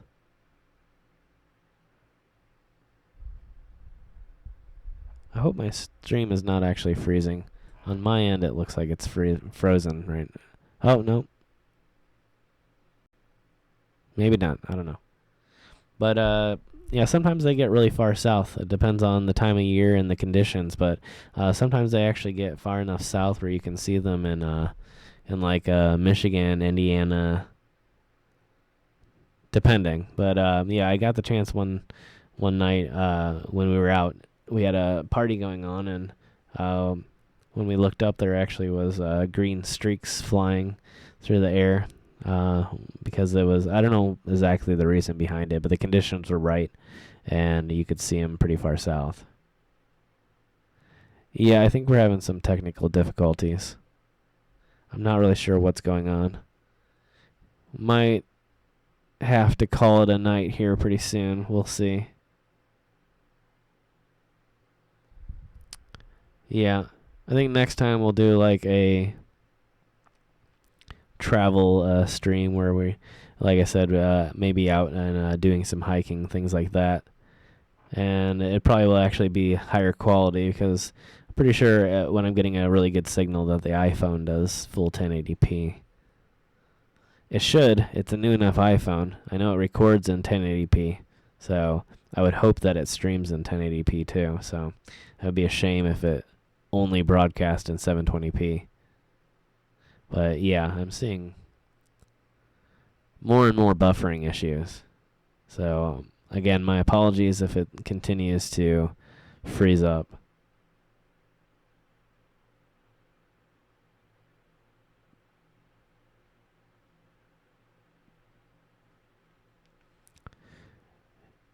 Yeah, I'm a big fan of Canada. I've had a lot of cool adventures in Canada over the years. Unfortunately, never for the 539 Productions channel. So, yeah, I'm definitely down to get up there really soon. Thank you, Lynn. I appreciate that. Yeah, they're still hanging in there. Some of them, anyway. I've gotten a few more into pots here recently. I added another shelf behind me here, and that really has helped out. Gave me a little bit more room. Yeah, so they're coming along pretty well. I'll have to do a stream during the daytime where I have more light on the plants, or where I have a better camera. They're not well, I guess they're not really well lit. Well lit right now, but it at least helps when the camera's a little bit better though still. But yeah, they're pretty healthy, most of them. Some of them have, like I said, taken a turn for the worse. Some of them didn't make it, unfortunately, and some of them are doing quite wonderfully. So the money trees seem to really like it in here. The philodendrons seem to really like it in here for the most part, even though they've had a few challenges even recently for some reason I'm not even really aware of right now. So yeah, I don't know. Maybe I just need to brush up on my plant knowledge. But definitely have gone through a few challenges here recently. But overall, though, everything seems to be doing fairly well. You cook plastic plants. Yeah, well, it can definitely be difficult. I will say that. The more you do it, I think the more you realize that it really can be incredibly difficult to keep everything alive and healthy and fed correctly. And I mean, they rely on so many different factors. I mean, they really are fairly complex life forms, you know. So they require a lot of attention to detail, and each one's slightly different.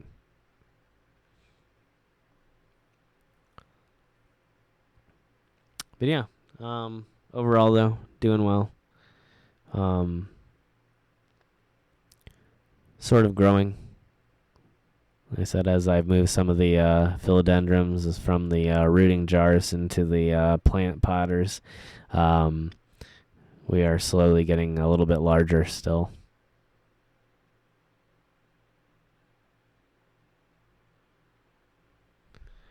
Thank you, Molly. I really appreciate that. I'm glad I had the chance tonight to come and hang out with everybody. I knew it had been way too long. I kind of thought that maybe we wouldn't have as many people here tonight, and we definitely haven't had quite as many as we've had in the last few streams. Maybe some of that's just because the quality has been a little bit on the bad side, whether it's the buffering or the 720p, I don't really know, but as expected, it wasn't as stellar of a stream as what we have a lot of times, but I will be doing another hotel stream here in the near future, maybe next week sometime. Yeah, again, I'm not 100% sure where I'll be heading, but I'll be updating everybody as the time gets closer. Maybe I'm gonna try and do some more updates on Instagram. I try to do the stories more and more. It's been something I've kind of taken a break from recently. Your cat goes after your spider plant babies. Oh, yeah, that's unfortunate.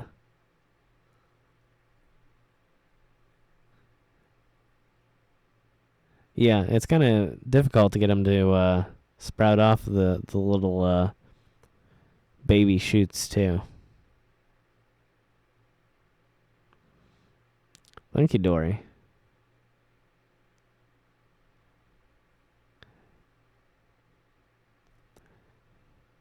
Yeah, I try to steer clear of the BS. I know I'm not perfect, but I do try my best to make legitimately interesting videos without adding any extra nonsense in there.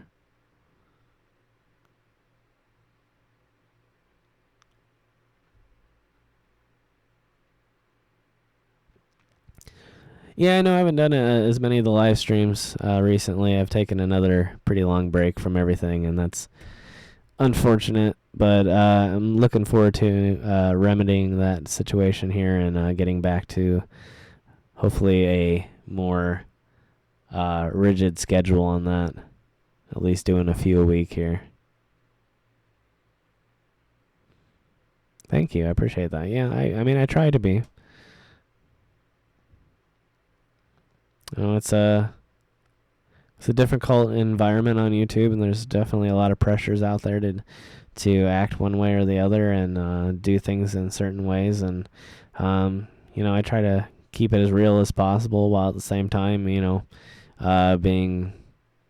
open to everybody and trying to make everybody comfortable as well. So I just give it my best, and glad that you guys see that. Looks like maybe we're having some better luck with the stream. I don't know.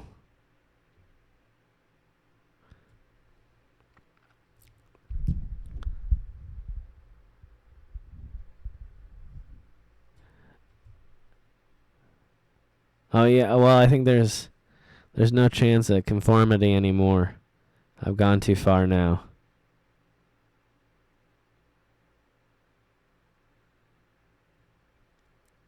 Thank you, Lynn. I appreciate that. Yeah, I do need time off from time to time, and I do tend to sort of overwork myself to the point where I'm exhausted and then take long breaks. I'm trying to sort of avoid that so that I can be a little bit more consistent, but I do realize that that's sort of a habit of mine. Thanks for joining us, Molly.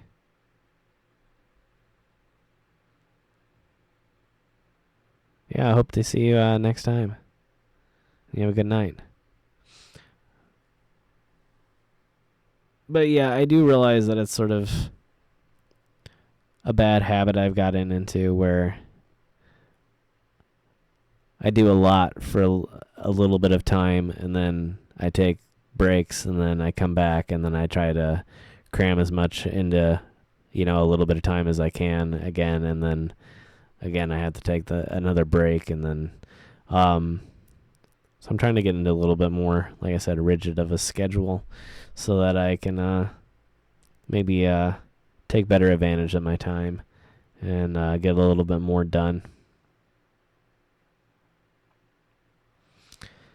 So that's something I've been working on recently, and especially with the getting the episodes and getting like a little bit of a backlog so that I have that, like I said, that buffer zone so that I'm not quite always just sort of running episode by episode where, it's like I've just now gotten, the episode. Like a lot of times I would have the episode finished editing like the night before it was due to be up online. But like tomorrow's episode, I've had done editing for the last probably over a week. I've got Tuesday's episode already up and ready to go. I've got next Saturday's episode already up and ready to go. I've got the Tuesday after that's episode already up and ready to go. So it's a little bit better place to be in, where it's like I can concentrate with that extra room. Like I said, that extra buffer zone where it's like I know that I'm not worried about the next episode coming out, that I can sort of concentrate on other things, concentrate on other ventures, like the music, things like that, or whether it's coming back and doing more live streams, or whether it's planning ahead for the next big trip. It just kind of keeps me in a better place and a little more productive place. How long does it take to edit a video? It really just depends. Some videos go really smoothly and they don't need a lot of cuts and they don't need a lot of edits. Some videos are highly complex. So anywhere from maybe a couple hours up to maybe combined, maybe a couple days. Obviously not a couple days full of, editing, not 48 hours of editing or something like that. But, maybe anywhere from 2 to 16 hours, Some of the more highly complex videos have definitely taken me well over, a full day, well over that 8-hour mark, where I'm just sort of giving up based upon the fact that I'm exhausted and not based upon the fact that I'm close to being done. So, it just depends on how crazy you want to get and how complicated you want to get, and how sometimes how much is going on in the background. That can make something a lot more complex than what it normally would be. If you have a lot of background noise, you have a lot of people or things in the background moving around. The more music you add, obviously, the more volume edits that you have to do. There's all kinds of factors that add into how long each episode will take to edit. But I'd say maybe on average, maybe about 5 to 6 hours at the very least. Yeah, at least recently.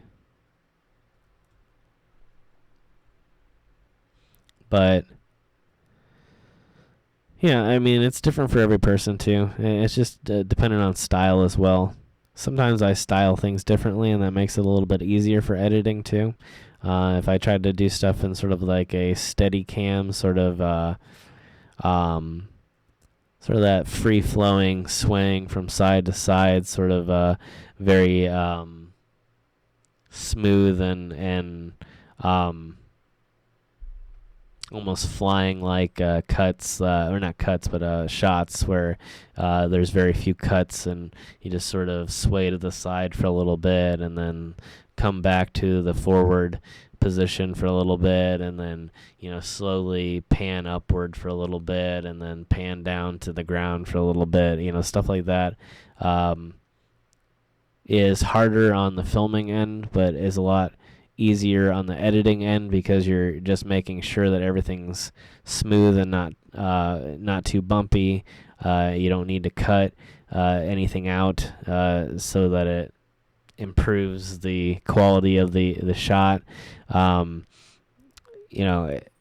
Whereas if I'm doing hard cuts where I'm cutting from the side angle to the top angle to the forward angle to the bottom angle to a non-handheld shot to whatever camera I might be using, or whatever mount I might be using, stuff like that's a little bit more complex and can take a little bit longer because we're a lot of times merging a lot of audio together.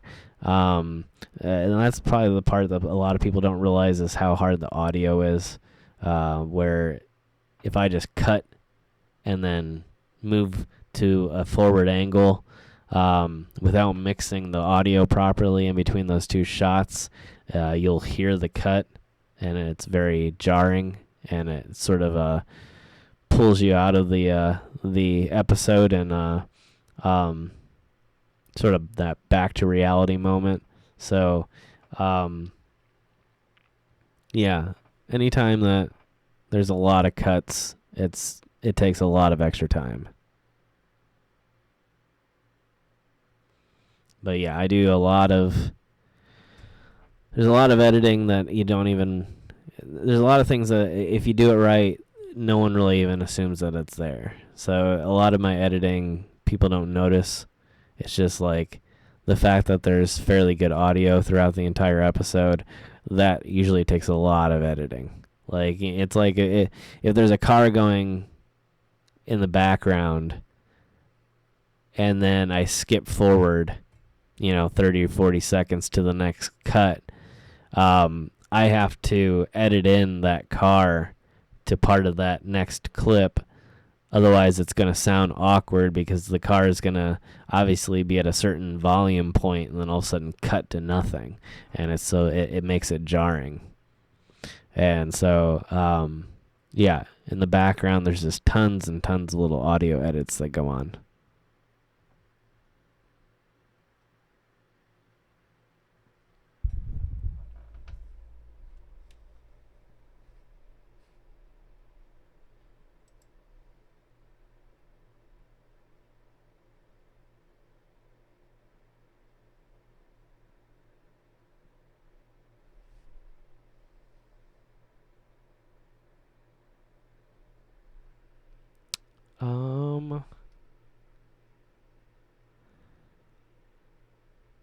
We could have issues. I don't even know if I'm live right now.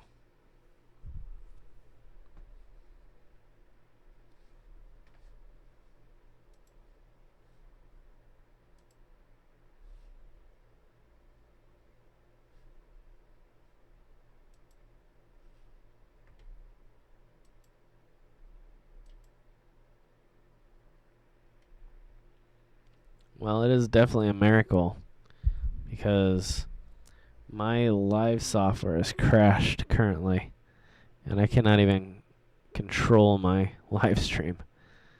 So how it's still broadcasting, I don't really know.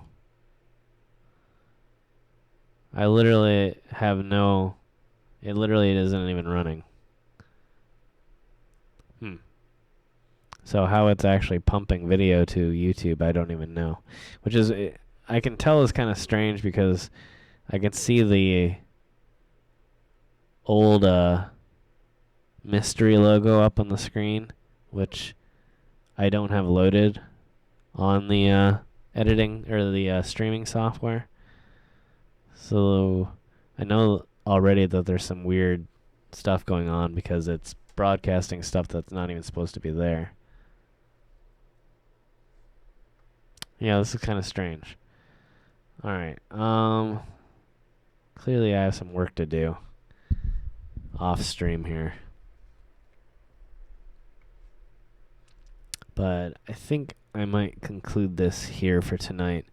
We've been going for just over 2 hours now, and been having a decent amount of issues, whether it's the buffering, whether it's the low quality camera, and now, of course, my software has crashed, so I don't even know what's going on. So I'm going to go ahead and call it a night, and many thanks to all of you that are still here. Yeah, it looks like it's slowly dying. I don't even know if I'm going to be able to give this whole outro, but alright. Thanks everybody for being here. Appreciate you all. I'm going to try and do a sort of on-the-road stream here, hopefully in the next few days. Maybe do like a hiking stream, something like that. And then maybe we'll come back to the podcast here since it's been so long since I've done that. So hopefully the next stream will be a little bit better. We'll improve the quality a little bit. And hopefully it may be a little bit more advanced warning as well. But many thanks to everybody being here. And hope that you all have a really good weekend. Thank you, Matthew. Thank you, Lynn. Thank you, Agnes. Thank you, Dory. Thank you, Faye. Who am I missing? Molly. Thanks, everybody. Have a great night. See you in the next one.